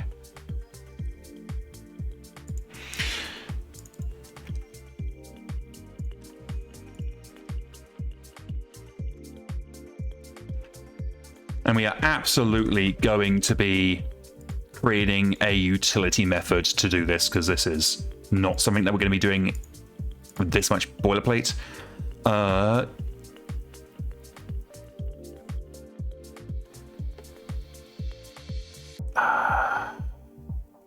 Get experience level.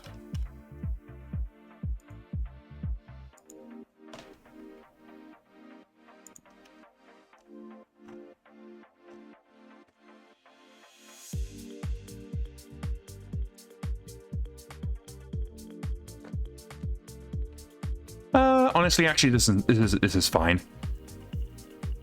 No, I can do this better.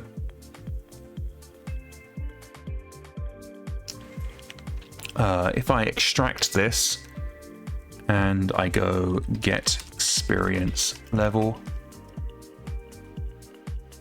and then I come down here.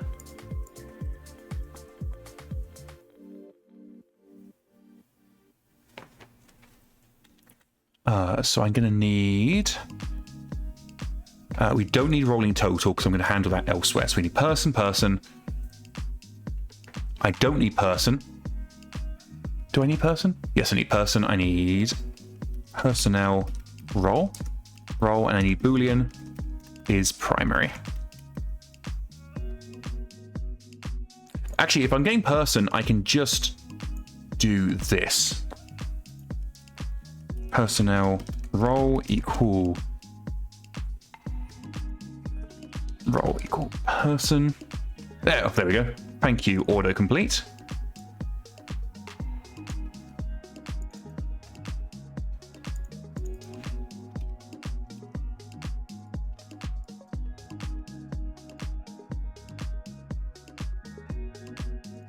We're going to go ahead and return.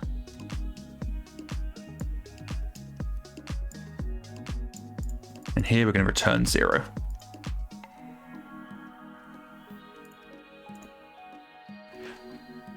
Okay, campaign person, and then this is true.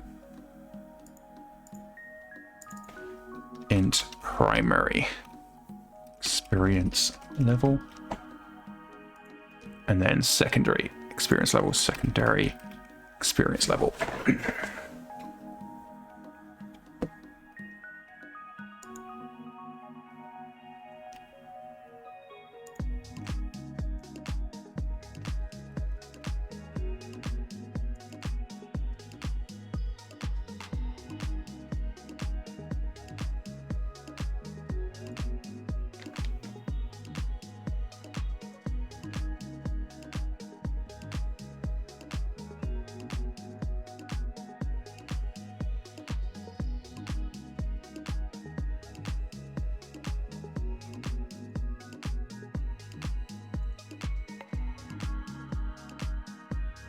Okay, we do need to adjust this ever so slightly.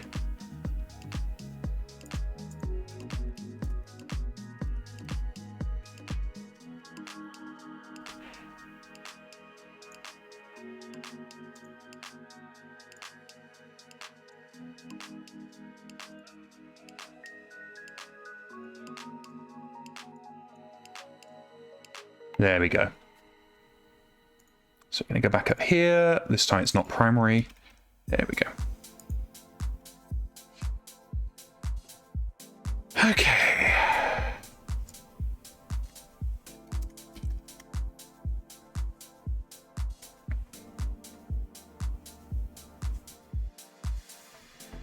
Okay, actually, we're going to do this ever so slightly. So if primary experience level doesn't equal none, then we're gonna person count it.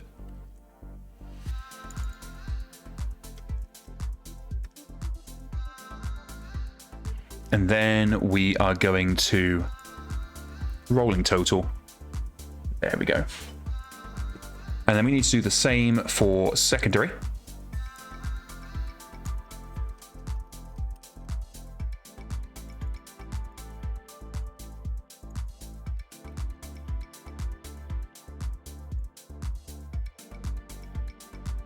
Okay, if active is employed,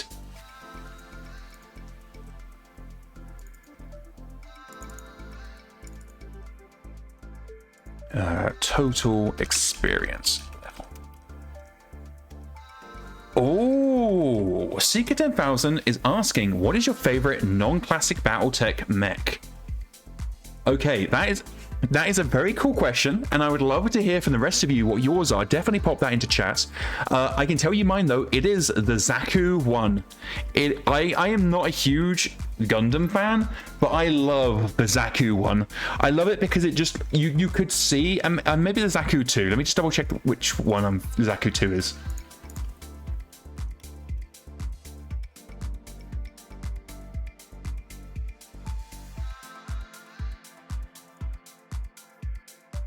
Oh, I stand corrected. It's specifically the Zaku 2, not the Zaku 1. And the reason why I like the Zaku 2 is if someone went to put down a Zaku 2 on the table, you would go, yeah, no, that looks like a BattleTech mech. And it has that sort of classic 3025 look about it. And it doesn't feel super robot. Or magic robot, or whatever it's called. It feels like a very grounded unit. So I definitely would have to say the Zaku 2 is my favorite. Oh, Radar saying the OZ06 MS Leo, the Zaku of Gundam Wing. Let me have a look at this. Oh yeah, no, that is That's a good looking mech. I definitely prefer the Zaku 2 specifically, but that's a good looking mech. Okay, so let me see here. We're getting that's all good.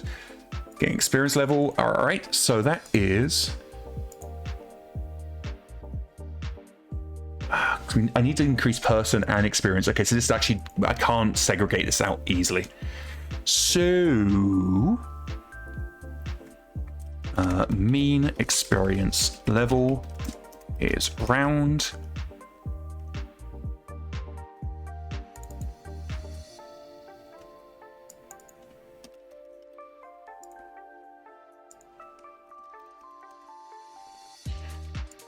Okay. So now we're going to go ahead and work out exactly what command center's wanting when it wants experience level.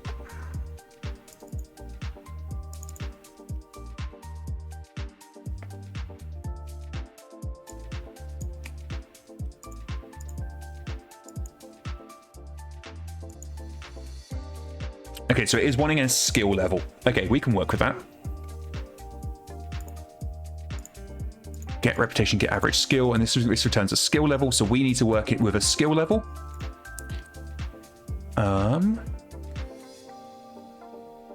Return, switch,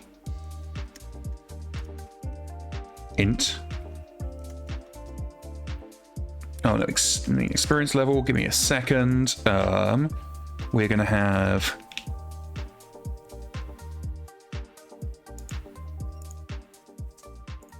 where is EX when I need it? There it is.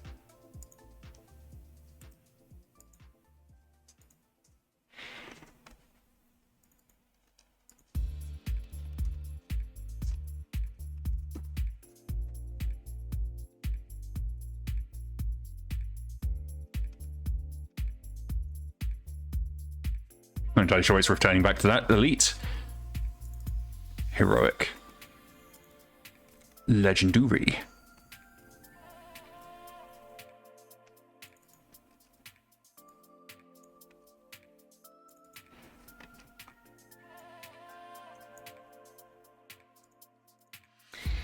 I get, so people who talk about how they don't like protomechs. I get that, actually. Protomechs, I think, would have worked better if they were just super battle armor. But even then, I just don't think protomechs are a great call here, honestly. I think protomechs just don't quite work. And I know people on the tabletop just really don't like how battle mechs just create a lot of protomechs create a lot of bad feels experiences because they ignore so many hits.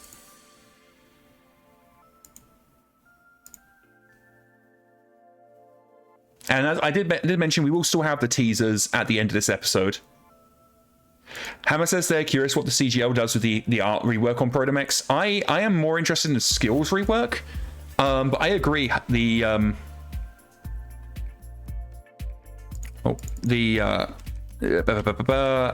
art reworks could be pretty interesting. New, there you go.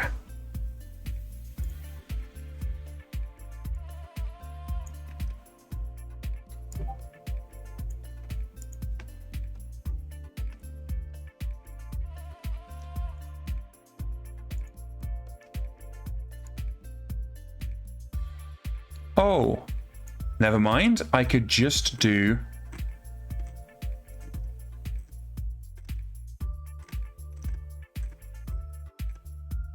Where is experience level used?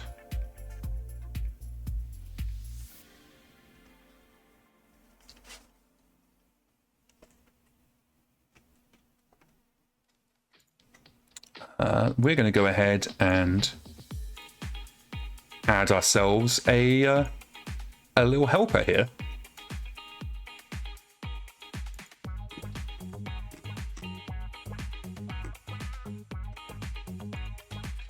Public static skill level from experience level.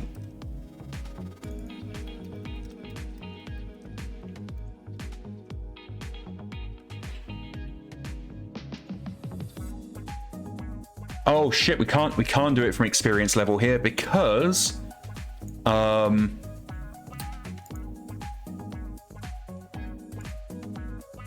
skill level is a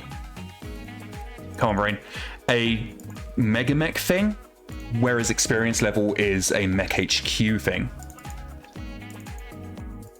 We can do that over here instead. So we still get our helper, but it's okay. Can't put it there. One day we would love to see MekHQ, MegaMek, and all the others just in a single repo.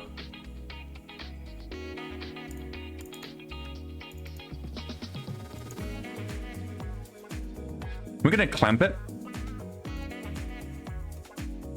We're going to clamp mean between none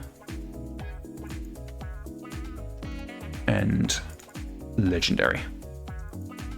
Just to make sure we're not passing in any values that can't actually be supported. Another thing we're doing is we are going to say that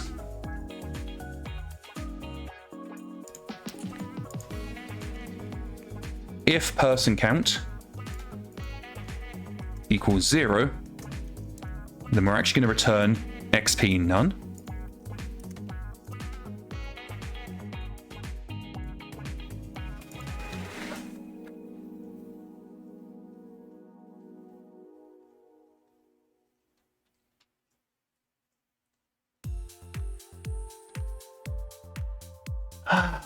Okay, so that gives us our average experience level.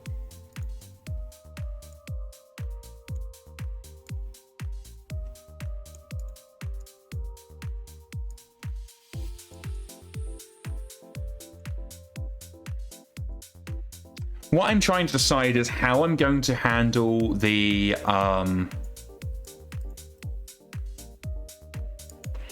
I'm going to handle storing this data.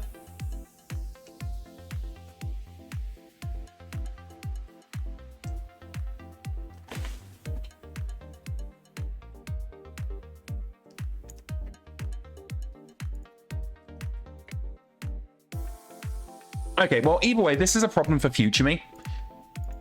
So we're going to go ahead and go to Command Center, and we're going to change this. So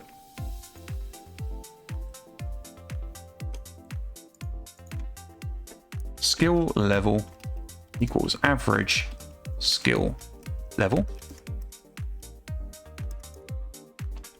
Is use chaos. No, we don't have that anymore. We need to redefine it for like the 6th time this episode. Boolean is use chaos reputation. We'll get campaign options, get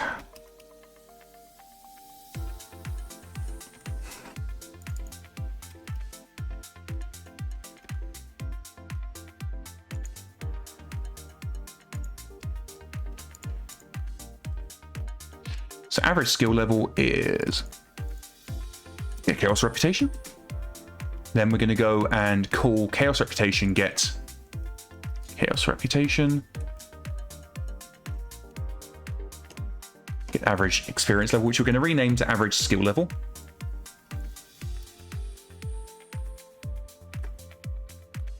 And for this, we need to get campaign. And we also need get, oh, do you have access to player force? I do not. So get campaign, get player force, all personnel.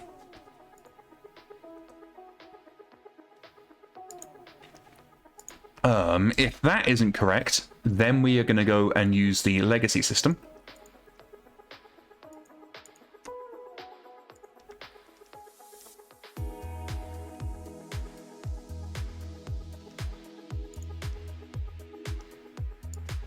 And that is all good.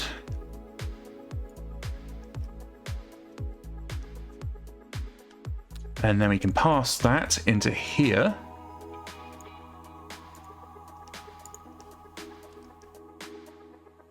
All right, so let's boot up. We should now have a working average experience level system.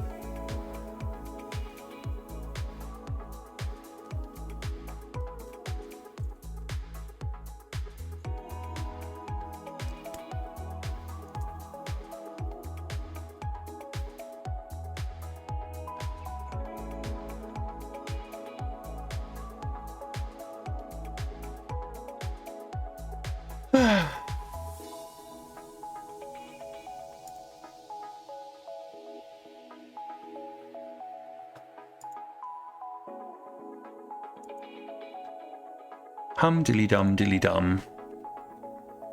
I think after stream tonight, I'm going to make myself a nice cocoa.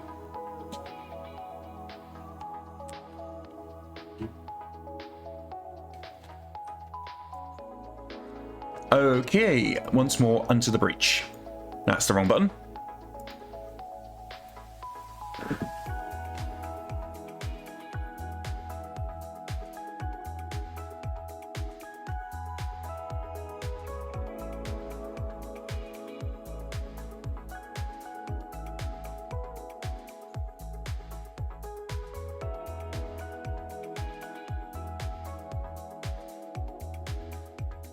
So this is going to be the last thing I do today before we get to a couple of teasers that Hammers sent me. I personally haven't seen the teasers yet, so I'm curious to see what they are. Okay. Cool. All right, so that gives us that. Let's go ahead and add ourselves some legendary mech warriors. We're gonna do we'll do 1,000, so this would definitely overload our experience level. Let's take a couple of moments for 1,000 mech warriors to generate. But once it does, we will then be able to go in and advance. See here, yeah, okay, it'll add. So let's go to our new week and see if our experience rating gets adjusted. It did. It is now rated as regular. Cool. And if I go ahead and get rid of everybody who isn't legendary,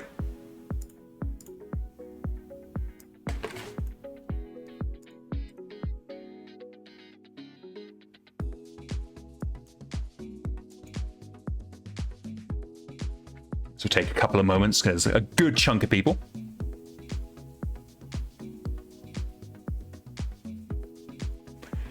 There we go. And what's our rating now? We're now veteran. Interesting. Very interesting. So why are we rated as veteran when we only have legendary people?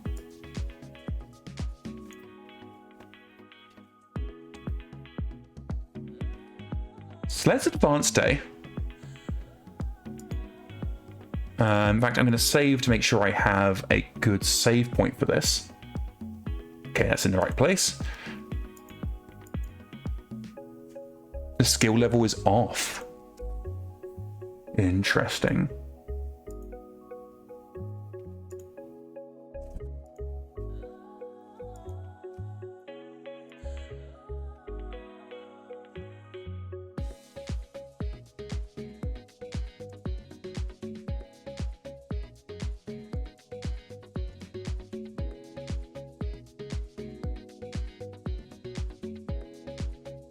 And an all regular force and got rated as veteran. Okay, well, what I will do is we are very much at the end of the episode today, so this is going to be a problem for later. I'll sit and figure out, see if I can work out what the issue is, and we'll see if we can try and get to the bottom of why an entire campaign of legendaries is incorrectly showing as veteran. Interesting. But yeah, okay, at that point, I am going to go to Discord, and I'm not going to show you Discord just yet. Actually, let me go into MekHQ, just because I want to check to see what the calm brain, what the teasers are, and then I'll bring us over. So bear with me just a second. We'll see what wonderful teasers Hammer's got for us.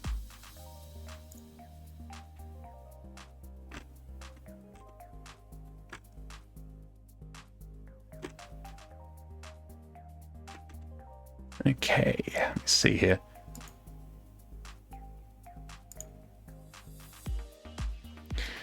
All right, so the first one that we're going to show off, if I head us over to Discord. So this first one, I can start by saying this is the new company generator, the command generator that's going to replace the old company generator. And from what little I watched, it looks like Hammer is showing off cybernetic implants and Mane Domini rules. So let's go ahead and hit play.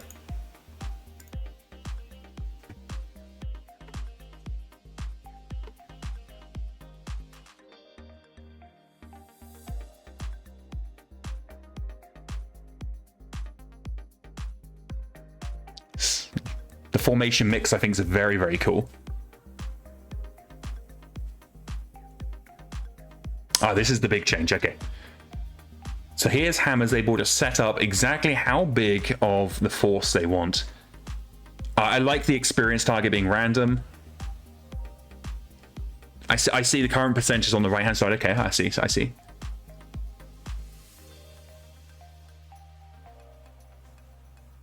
Interesting. Very interesting. My first bit of advice, feedback, if you will. So, Hammer, am I right in thinking this column is the player-defined target percentage? Is that right? Or is this a target number of units?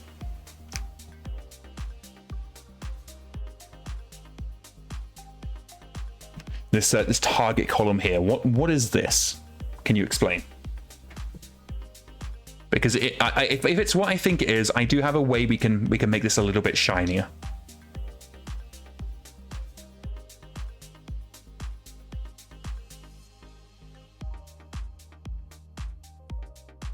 Just waiting for. I'm going to click play again while I wait for Hammer to respond. There's always a bit of a delay. And it's also worth remembering that this is very much the prototype UI. IllianiDev, the dev who updated campaign options, has already committed to coming in and making it even spicier. I guess Hammer isn't in chat anymore. Oh, the spinners are what you can set the desired ratio of units. Okay. So to confirm, the spinner is if I want 5% assault, I would put a 5 in the spinner. Is that right?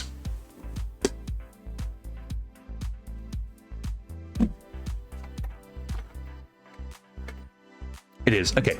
My recommendation then is, rather than having current percent here, when you pick your target weight for medium, whatever, just have it go through and update what's in the target. So rather than being assault 02, it's just assault 2. And then if the player wants to change that, they can. And it means you can get rid of this entire current percent column. That'd be my suggestion, at least. The formation builder doesn't work like that. Okay, fair enough. Either way, that was my only suggestion. I'm going to go back, take away Discord so I can see what the next teaser is.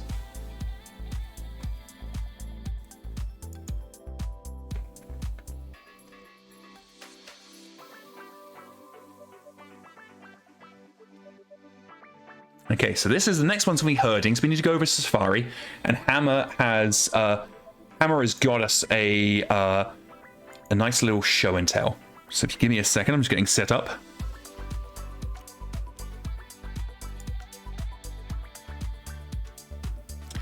So I mentioned earlier on stream that one of the problems we've been experiencing, and you would have seen this on Friday's Scotoris Bastards episode, is Princess kind of just blobs together and then refuses to move. And we track down the problem to her herding behavior. So what we're doing, we're coming in and updating that with some improvements and just trying to create a scenario where Princess is more aware of where her other units are, but also that she herself can do damage, so that she doesn't basically be in this really weird position where she's like, all my mates are back here, so I don't want to go over there. And then eventually maybe one or two go over there and just get shot piecemeal. this to me is that whole process where Princess just only sends in 1 or 2 units at a time is the main reason I see people wanting to use Berserker version 2, because Berserker version 2 just tells Princess to completely ignore all tactical thinking, including herding. The herding slider is basically ignored when you have her Berserker rage all the way up, and that basically gets around the problem, but it is very much using a sledgehammer to put in a nail. It's overkill, and it drowns out all other behaviors. So on the left, you're going to see Princess, and on the right, you're seeing the new deployment formation that's been worked on for Casper. So I'm going to hit play. Oh, I'm going to change this to the right place, and then I'm going to hit play. Safari, please. Thank you. Okay, let's hit play and see what we can see. Oh, I should clarify. The lines between units are the closest ally. Hammer says this does not address her need to be close to fire. Okay.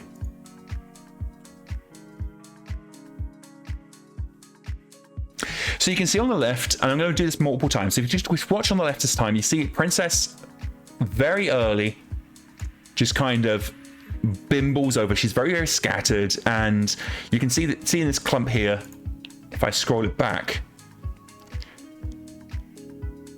the Mad Cat, Banshee, and Thunderbolt aren't really doing much. They're kind of just bimbling about. No, not the ads. Okay, let me know. Let me know when you guys are out of the ads, and we'll roll this back. Fuck you, Domino's. At least it's not that really incredibly cringe pro AI advert from Facebook that's like, don't worry, you can trust us, we put people first. That just looks like a parody propaganda piece. It's really, really bad. Because I don't know about you guys, Facebook is the last people I would trust to put people first. Although actually no, maybe you can trust Facebook to put people first, because they can't steal data from AI. But yeah, let me know, guys, once you are out of ad hell, and I will start the video. I'll start the preview again.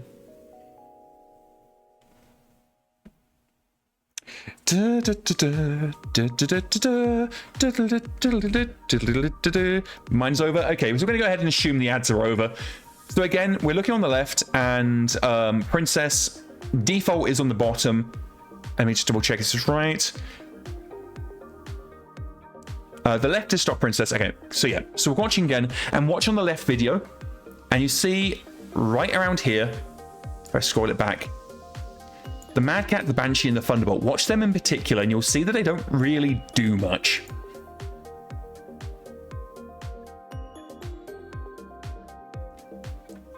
So the behavior that we see is, pause, if I just manually, is Princess's units kind of just bimble together, and they form these big clumps,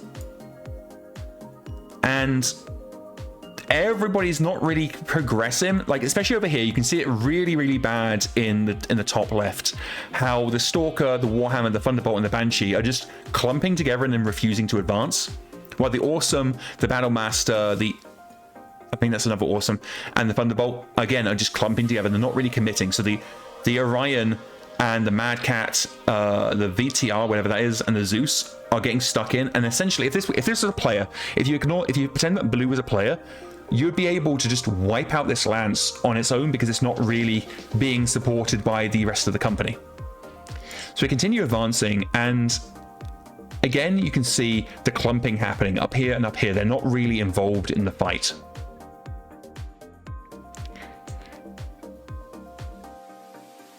And yeah, so the force that clumped wins, and the player would just Victor, thank you. The player would absolutely wipe Princess apart, because she's got Thunderbolt, Warhammer, Banshee, Stalker, Awesome, that just aren't getting involved in the fight. So now we're moving on to the right hand side, and Casper is in the south. So our updated bot is in the south, the stock bot is in the north. So let's hit play. So we're now on the right hand video.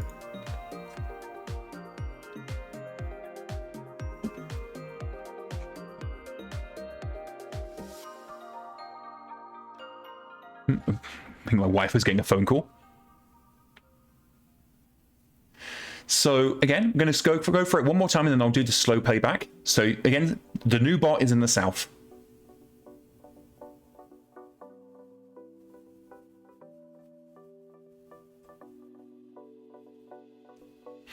Okay, so we're now going to go right round by round, and I want you to keep an eye on the south, but in particular how Stock Princess is behaving.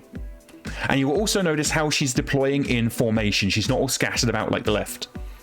So we're going to go in, and the Doom stack just advances as a group, while the Princess bot is just scattered to the four winds. And you can see exactly what would happen here with a player is the Doom stack, the death ball, if you will, just crunches through Stock Princess, because Stock Princess is just not, it's just scattered. It's not really able to think tactically. So now we're going to head over to a separate video. So give me a second.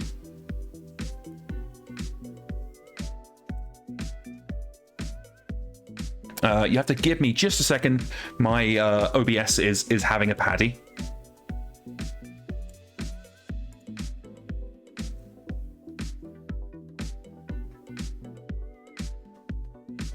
Okay, give me 2 ticks.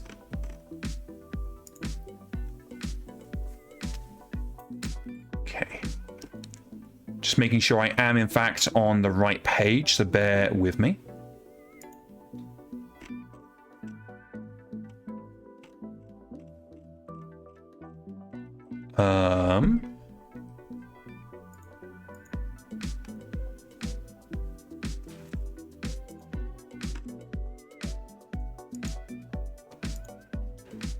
Hammer, the second link you've sent me is actually the same link as the first one. You've not sent me the second video. We'll be with you guys in just a moment, but yeah. So you've just sent me the first video twice. The first link twice.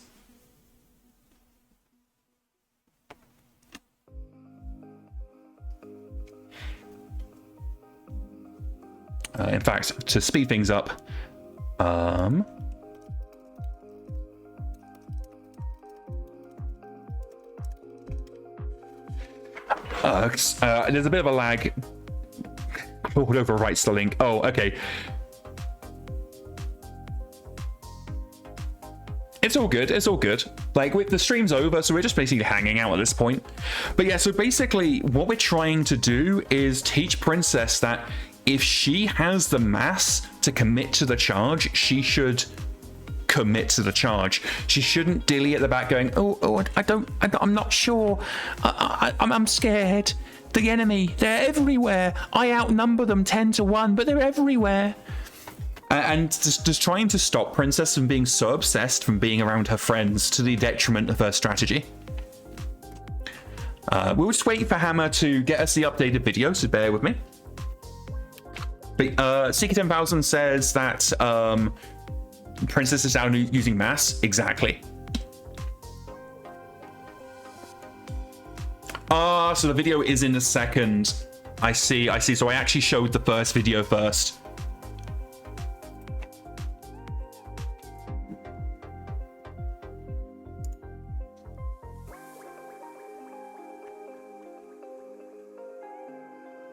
Second video first.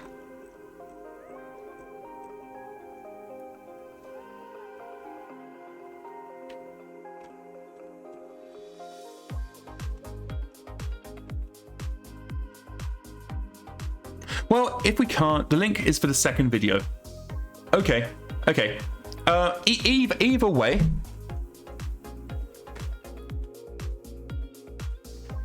The link is for the second video. Okay. Let me just try one more time because the second video is still showing it as being Casper South.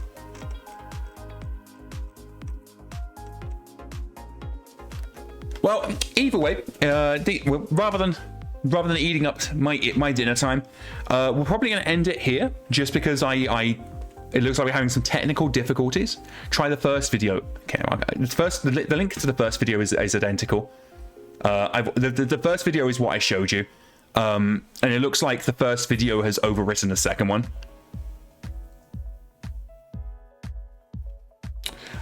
Because the only video I have access to is the one that has Casper in the South. Okay, Hammer says they might have a game GIF. Okay, bear with us. We're working to see what we can do. But the real, I mean, while we're waiting, I can just go ahead and stick on the video again, so bear with me. So again, left is both stock, and then the right has Casper facing up against Princess.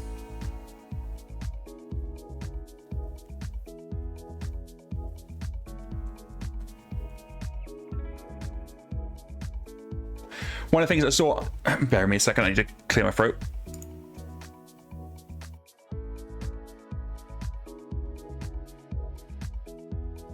Hammer says they'll post it on Discord. Okay, cool. Well, in that case, I think we're probably done.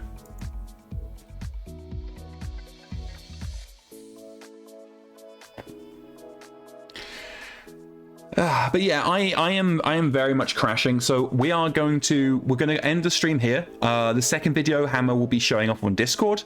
But yeah, I'm crashing. So I'm going to head out today. Thank you everybody who turned up for the stream. Again, as always, if you had a good time and want to be notified when we go live, please consider hitting the follow button.